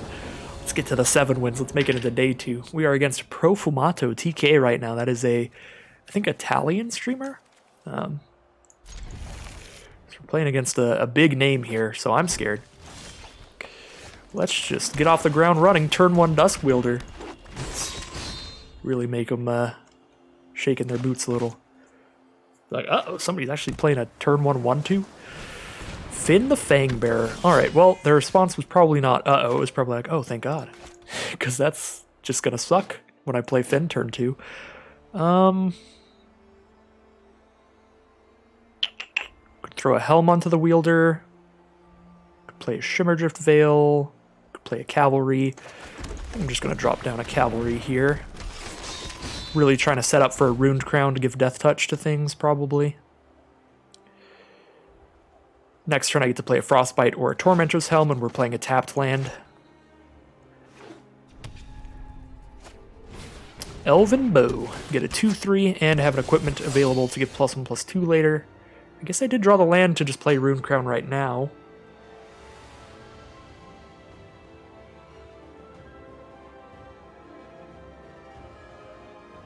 Yeah, I don't know what's going on with the music, but I'm turning it off because it really sounds like 2 songs overlapping each other for some reason to me.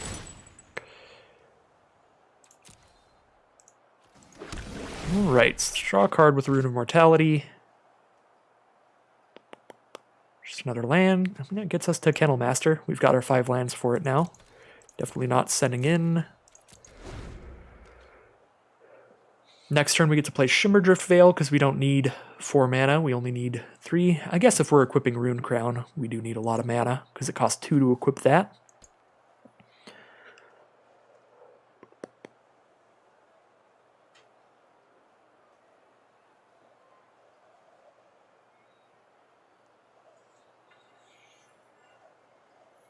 I could see playing an untapped land, playing Helm, equipping Crown and Tormentor's Helm.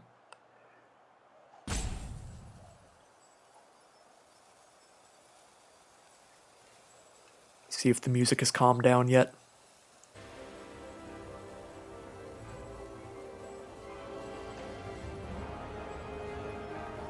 Yeah, is this not just 2 songs?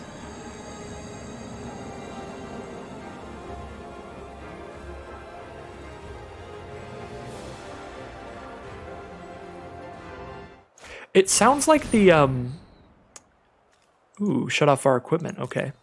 It sounds like the music that plays in Majora's Mask at the very end of the third day, where it's like the regular Clocktown soundtrack, but in the background there's like a more menacing song playing that just like unnerves you. It sounds like that to me.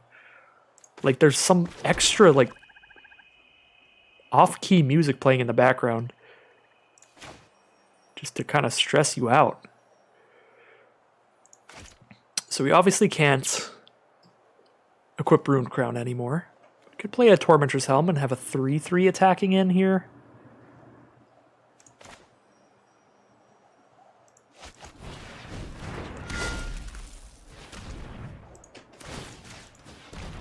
Guess that trades for like Finn.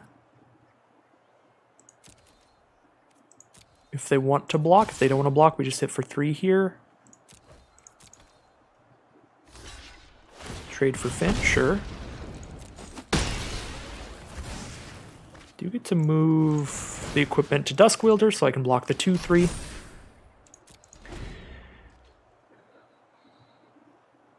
They've got 4 cards in hand, we've got 4 cards in hand, but basically only 2.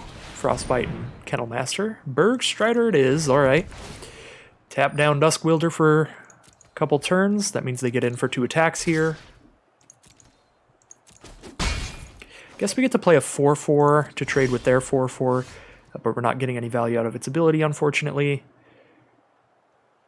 1 more mana, I could equip the Helm onto the Kennelmaster and make it a 5/5 to block Bergstrider without dying. So I think if I play Kennelmaster, they're definitely going to still just attack in with Bergstrider, but I probably have to just take the 4 because of the fact that I could potentially survive it later.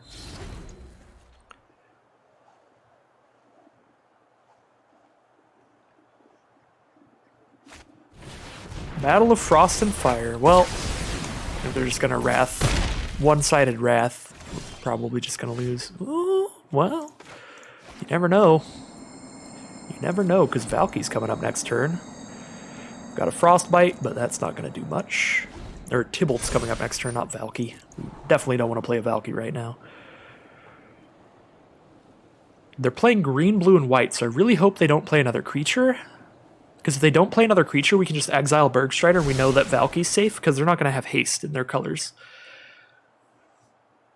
But if they play another creature, obviously, the other creature's just going to kill Tybalt.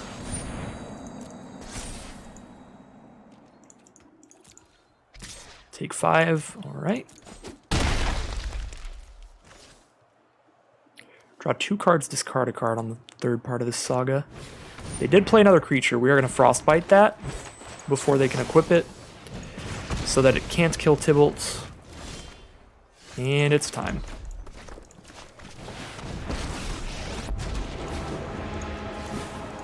Beg.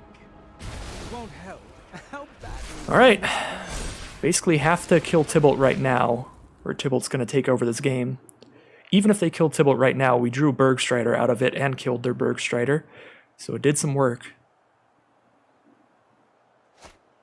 Ravenous Lindworm. Alright, we get to tap it down with our Bergstrider.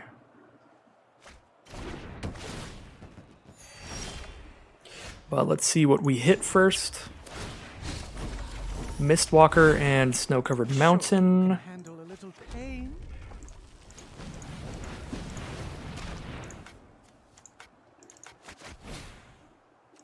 Pay with Snow here to tap Lindworm down. Keep it tapped.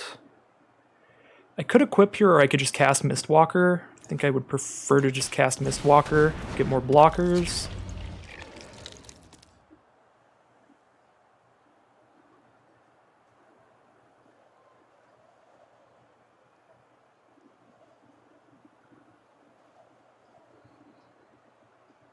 This has got to feel really bad for Profumato.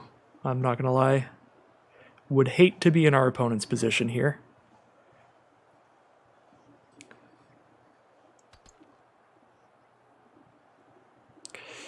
But if they find a way to win out of this, that'll feel awesome.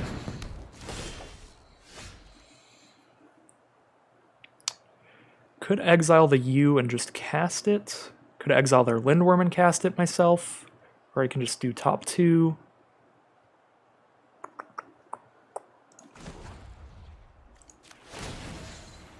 think we're exiling the Lindworm. Mine.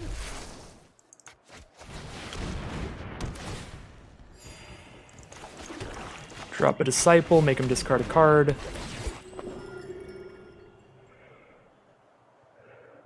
+1/+2, so they make the U a 6/6. We trade 6/6s. Just throw the equipment on Mistwalker and start getting in a little bit each turn, but still leave a bunch of blockers back to protect Tybalt. We'll hold the Multiverse. Scry 2, draw 2. One top, one bottom. And Glimpse the Cosmos. Draw some more. Definitely digging.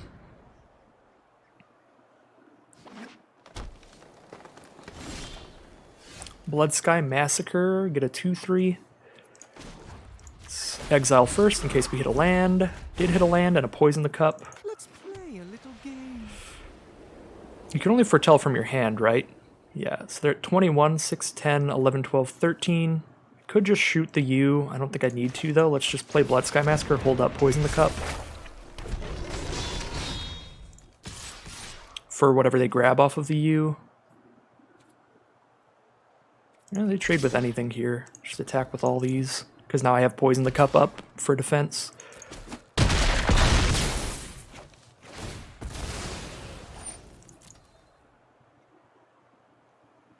See what they're grabbing off you? Nothing, just for the Lindworm then.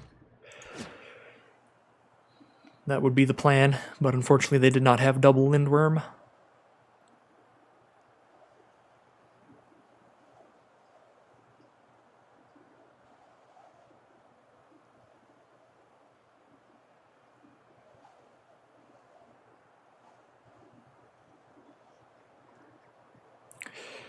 Three cards in hand.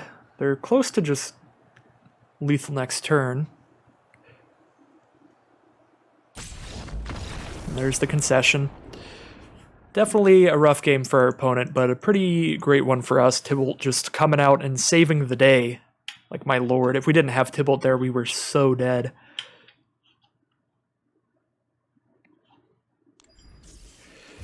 Alright. Get 20 gems out of the little random rare word, and now we're at 5 wins, getting 1,200 gems out of this, no matter what happens. Already well above average here, 5-1, even if we go 5-3. So, I'm proud. Proud of how far we've made it, but we did open a sick sealed pool, obviously. That is definitely a big factor in your sealed success. Alright, we're going to keep this. We're on the play. We got a turn 3 haster, but other than that, not very fast or great start. We've got a bunch of removal. So we have interaction, which is very good. Fearless Pup. I want to just Frostbite that right now just because it annoys me. Sure. I kind of do. Because I definitely don't want to do that on turn 3, and I could draw a 2-drop turn 2 that I want to just play. See what Roy plays turn 2 here. Red-green for them. Masked Vandal. Little 1/3. Luckily we have a 3/2 that attacks into that very well.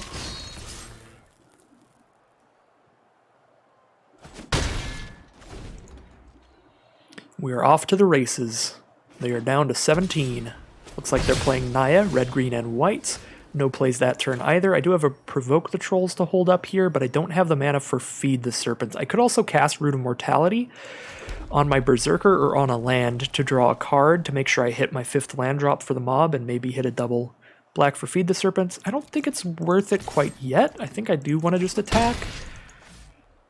You know, I guess I'm not really doing anything else this turn unless I'm provoking something on their next turn. So maybe I do just cycle the rune. I probably cycle the rune, actually. Just using it to draw a card, mainly. We did draw into a Bloodsky Massacre, which is nice. We'll see if this pans out for us. Obviously, if they play a 3 toughness creature we really want to kill, then that's a bit awkward, because that would have been the play. Yeah, that's actually incredibly awkward, because we could have killed it in response with Provoke the Trolls. It's actually like the best response they could have had to us tapping out of Provoke the Trolls mana. We could have killed it before the effect resolved to make it not do enough damage. And we get to keep our 3-2 out. That being said, now we've got a big old 5-4 instead.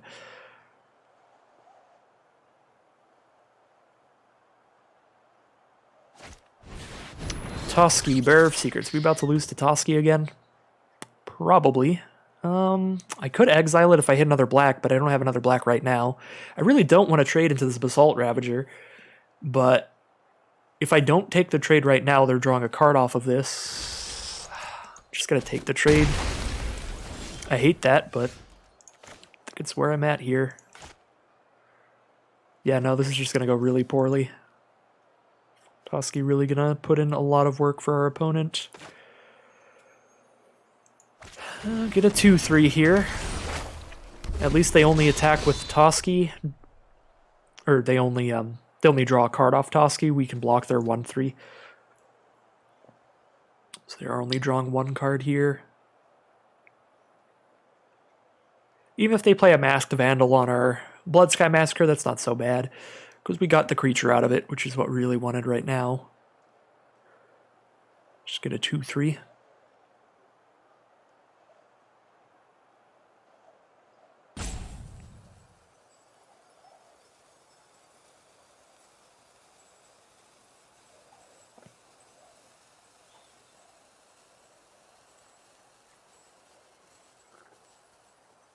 See if the music's chill yet.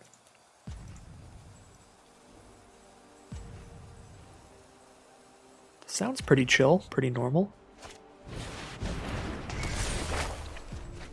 Guess we'll have it on for a bit. Showdown of the Scalds. Basically draw 4, but they can only play them next turn, basically. Sculptor Winter and Firewalker. Yeah, that's pretty good. They draw a card off Toski as well, so opponent is really just racking in the card advantage. Tormentor's Helm coming out. Rune of Mortality. No equipment to put it on though, but it could draw me a card. Bloodsky Massacre draws me a card as well if I attack here, but then I'm letting them draw a million. I guess they're already kind of drawing a million, so maybe we try to just put pressure on them.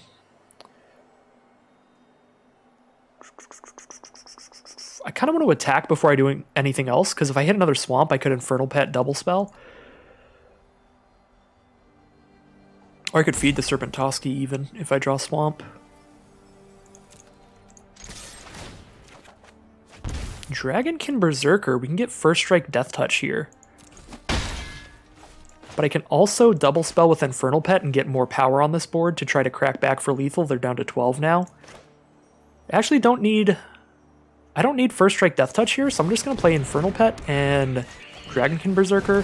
I guess they do get a bunch of +1/+1 counters with Showdown, so I would potentially need First Strike Death Touch, but if they put all those counters on Toski, I can't do anything about that anyway. Death Touch is not going to kill an indestructible creature.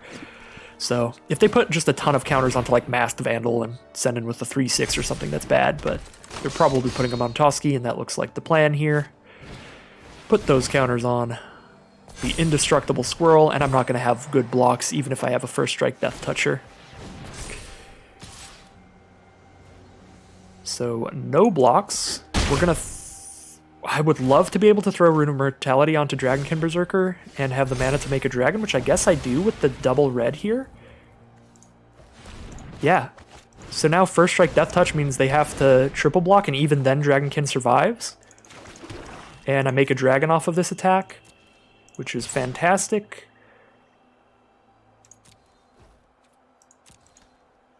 They cannot kill this, even if they triple block, because I First Strike, kill Firewalker and Sculptor. First Strike Death Touch, one heck of a drug. And I need all the extra mana to make a 5/5 dragon here. That's why I'm not throwing down a pick and equipping, or throwing Rune of Mortality onto the pick and then equipping. Alright, let's make her a bargain. They're dead, and 2 swings to this dragon, or actually 1 swing if they don't have removal. I could give it +5 power. Hit them for 10 in the sky. So if they tap out, that's a plan, but I think if they're holding up a bunch of mana for instant speed tricks, I don't really want to do that.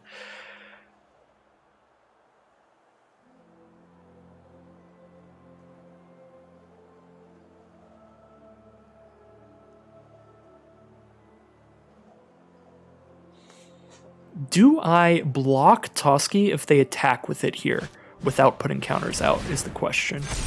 Ooh, they've only got 1 red up, but they gained 4 life. So if I can double spell, I play Goldvein Pick, Provoke the Trolls. I double spell, so Infernal Pet is a 4-power flyer, and the dragon can be a 10-power flyer with Provoke the Trolls. So depending on what they have for 2 mana, that could just kill them immediately. Do I want to go all in on that?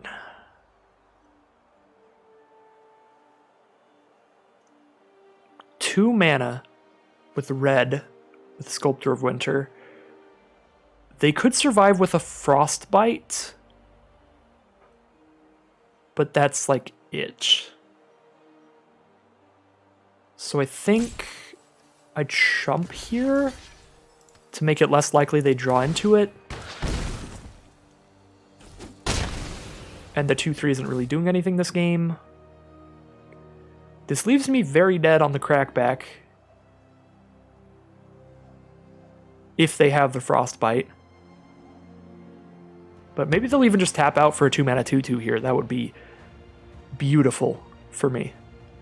Because then I know I'm safe. And we know what the right play is easily.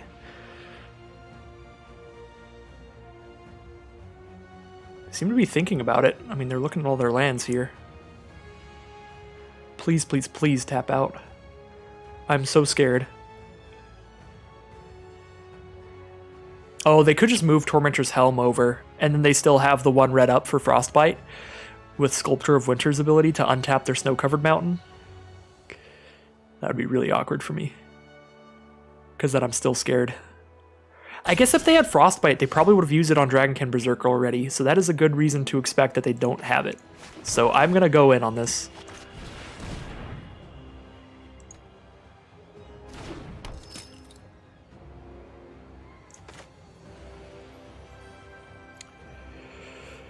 Oh, I gotta do this pre-combat to make Infernal Pet a flyer. That's 14 flying damage. Oh no, I should have equipped Goldvein Pick first. Because I got the mana to do that, and then if they had Frostbite, it wouldn't do enough damage. Oh my god, if they have Frostbite here, they earned this victory, because that was a really bad play on my part. Because I was totally thinking with the number of lands that I had the previous turn, so the fact that I drew a basic land I didn't account for, so I should have absolutely equipped Goldvein Pick first before shocking my thing. But yeah, we did get there. Luckily they did not have Frostbite. It was a pretty safe assumption to assume they didn't have Frostbite, because they would have had to immediately have drawn it that next turn. If they had it previously, they would have absolutely used it on Dragonkin Berserker. So it would have had to have been their draw on that last turn there. But it could have been their draw on that turn there, so I absolutely should have equipped Goldvein Pick there first. But I totally wasn't thinking about that extra mana that I just drew into. I was still just going all in on my previous plan. So we're at 1,600 gems, 6 wins and 1 loss here. 1 win away from potentially hitting a 7 win and getting into day 2 here. That would be insane. That would be incredible. That would actually just like make my week. But either way, 6 wins in a really competitive format like this with great great competition is nothing to scoff at. I am happy where we're at. Turn 1, definitely playing our tapped land here, although we could play Tormentor's Helm. That won't let us play 2-drop into 3-drop into draw 3 with Bloodsky Massacre. That could be just really absurd. So here we're playing a 2-mana 2/2 Berserker. Next turn we're playing a 2/3 Menace Berserker, and then turn 3 a Haste Berserker, attacking with 3 Berserkers to draw 3 cards. Seems like a very good start to this game. But our opponent has a flyer with a Goldvein Pick on it, which is also a great start. Getting mana fixing, getting ramp, all of that going. Going to be a very impressive game in terms of the power level of plays occurring here. Could give my Menace creature haste, but there's no reason. It does just as much damage. So they have 5 mana available here. Could play a 5/5 Toski. Why am I always up against the Toskis? They do get to block one of my Berserkers. They're going to draw a ton of cards, but I'll draw a ton of cards too. Sculptor of Winter. Okay, now they actually get to block and trade with something. They could double block. They could double block the 2/3 Menace if they want, but I think they just block the 3/2 with the 2/2. Toski blocks that and they take only 2, but I take 3 when I make the attack as well. So this is actually a really risky attack at this point in terms of the damage I'm taking. I can shut off Toski by just blocking.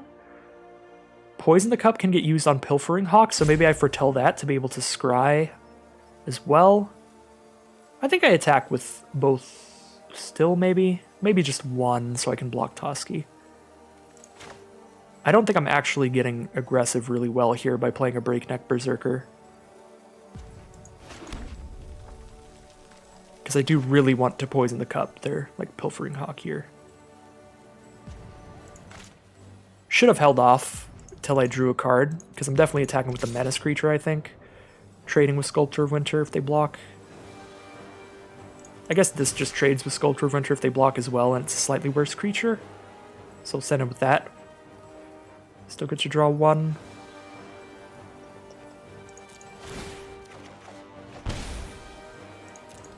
Did draw into the swamp, so I definitely should have held off on the land till turn 2 there, or phase 2 there. We are trading. Seems good to me. Now we foretell Poison the Cup. We're going to use that on their flyer. And we're going to block Toski to stop them from drawing any cards.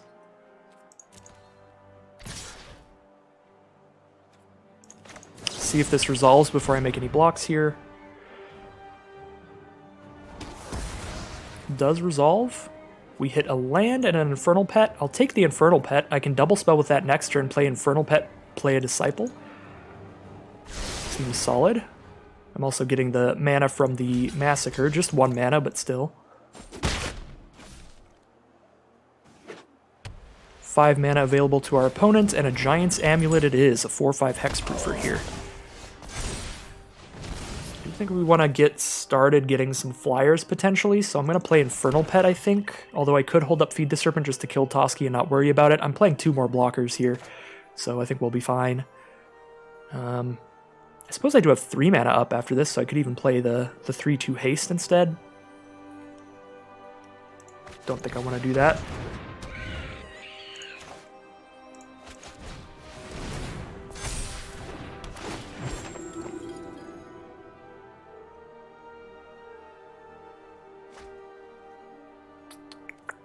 I'm going to hold off on Tormentor's Helm because it's really easy to double spell with that later. Could hit him for 2 here, but I kind of want to be able to triple block the Giants. If they throw Pick on it, maybe I just trump with Disciple, and then I block Toski with Pet. It's probably better to stay aggressive. Because we'd rather not set ourselves up to get like 3 for 1 if they have a combat trick of any form. So we'll just plan on chump blocking the Giant, or letting it hit us for 5. I mean, we'll go down to 10 and they get a treasure token, but at this point they have 5 mana already.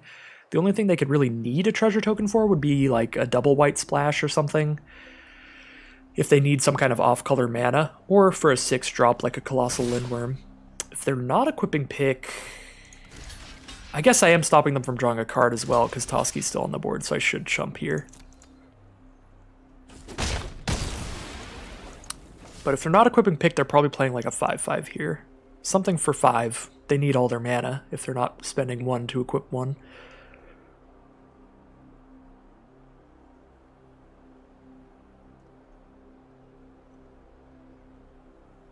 This turn I get to cast Breakneck Berserker and Tormentor's Helm if I want to double spell and get aggressive, or if I want to double spell and be defensive, I can Feed the Serpent and Tormentor's Helm. And I kind of do want to Feed the Serpent their flyer, because that'll be able to hit me every turn and draw a card. So I think I want that more than Feed the Serpent Toski. If I Feed the Serpent Toski, sure, that's the only thing I have that can kill it, but I can still just block it every turn, and it's not really doing anything on attacks. I do have to worry about its secondary effect, though, which is rough.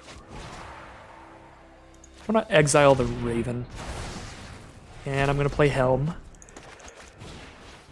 that I have double spelled, so we get extra power here. I could hit them for 7, put them to 9 life, but then they crack back and get to draw 2. Or I could hit them for 5. I'm not going to have good blocks for this. If they equip Pick onto it, it's going to be a 5/6. So I will have to lose my pet if I block that. So I think I just attack there, let them draw 1 card, and block Toski.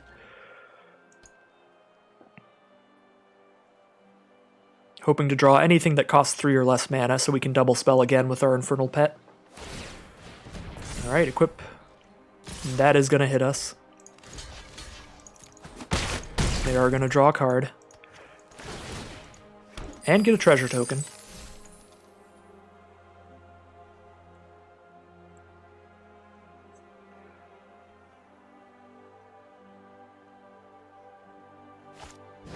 Glittering Frost. Alright, just some mana. And some more mana.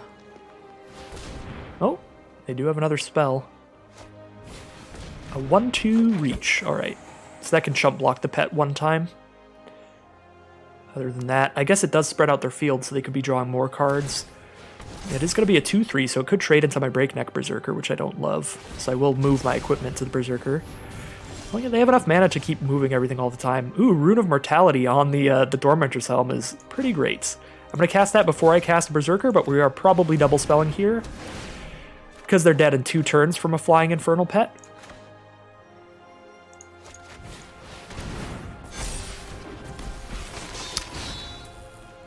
Yeah, we're 100% attacking, even with the Menace creature here. We're not attacking with Berserker, they just block that. But here they lose Sentinel, take 2, or they just take 8. I think they lose Sentinel, take 2, and then on my turn, if I do attack with Berserker, this does push in 8 damage, and they go to 3 life. Because they probably want to block there.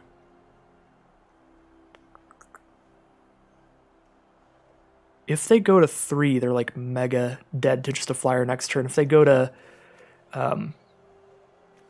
8, not so much. Or they go to 9, not so much. I'm letting them draw 3 cards, though, by not blocking with this.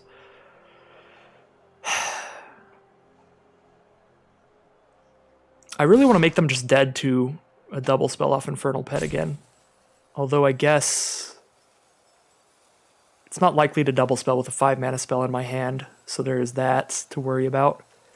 But also putting them to 3 with Tormentor's Helm with Death Touch makes them really low. They do crack back for 5, 6, 7. They could draw into some kind of pump spell and just kill me, but put them to 3 here. They're really, really close to dead in a lot of ways. Could have moved my equipment to the 2/3. I don't really see a reason. All my creatures are tapped anyway. I'm likely to want to just keep it on the pet. Attack with just Toski, it seems. I was going to say, if they attack with both and they don't get a blocker that can block Menace, they just die. They need 3 blockers, actually, or they just die. Because I can give my Menace +1/+1, and then it's a 3-power Menace creature. If they double block that, then Infernal Pet gets through, and if they don't double block it, they can't block it, period. Starnheim Unleashed for a single blocker means that they can survive this turn. It's also a flying blocker. Blood Sky Berserker with not enough mana to double spell right now. But I do have enough mana to play the mob and re-equip my Tormentor's Helm to my Menace creature, which means I kill 2 of their creatures and do a damage to them. Because they have to block it because of the Menace. Or because it's 3 power.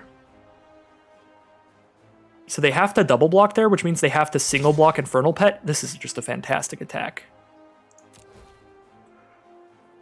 We're going to kill 3 of their creatures and lose none of ours. Actually, no, we do lose the Menace creature, but we're killing 2 really good creatures for it. And dealing 1 to their face. The Death Touch runes have been putting in so much work on these equipment. So good. They're at 2 life now, and Mob boasts for 1 damage to them when it attacks. Holy... Okay! All right, we did it. That's my very first ever Arena Open event, and we go 7-1 into day 2 of the event. I only need to win one more game and I get all my gems back. Because if I win one game in day 2, I do get 2,000 gems back. So, what a fantastic, fantastic event. I was not expecting this at all. I was really expecting a 2-3 or a 3-3 or something. Because I'm a very average limited player. My win rate is like 55, 60%, something like that. So a little above average, but not enough to think that I have a really good chance at like winning a lot of stuff. But there you go. You know, sometimes you just open a great sealed pool. Tybalt put in so much work in a lot of those games, but even the games where we didn't draw Tybalt and didn't draw our first striker, we were winning a lot of them by the fact that we only lost one game there. So really solid stuff from our deck. Really solid event. I definitely made some misplays. I did go over that a little bit. I'm not the greatest player in the world. Just sometimes you can get lucky. And if you're decent enough at limited and you open a good sealed pool, you never know what can happen. So, yeah, that'll do it. I'm gonna claim this prize. That means tomorrow's video will 100% be day 2 of the Arena Open. So thank you all so much for watching. Everyone who wished me luck in this as well, thank you so much, because apparently it paid off. Enough people were wishing me luck that I opened a Tybalt, so that'll do. That'll absolutely do. So now I will see you all again tomorrow for the daily Magic Arena video, which will be the Arena Open Day 2. Only need one more win to get 2,000 gems. And any more wins we get from there, we are in it to potentially win big. So thank you all so much, and I will see you again tomorrow for more Magic Arena.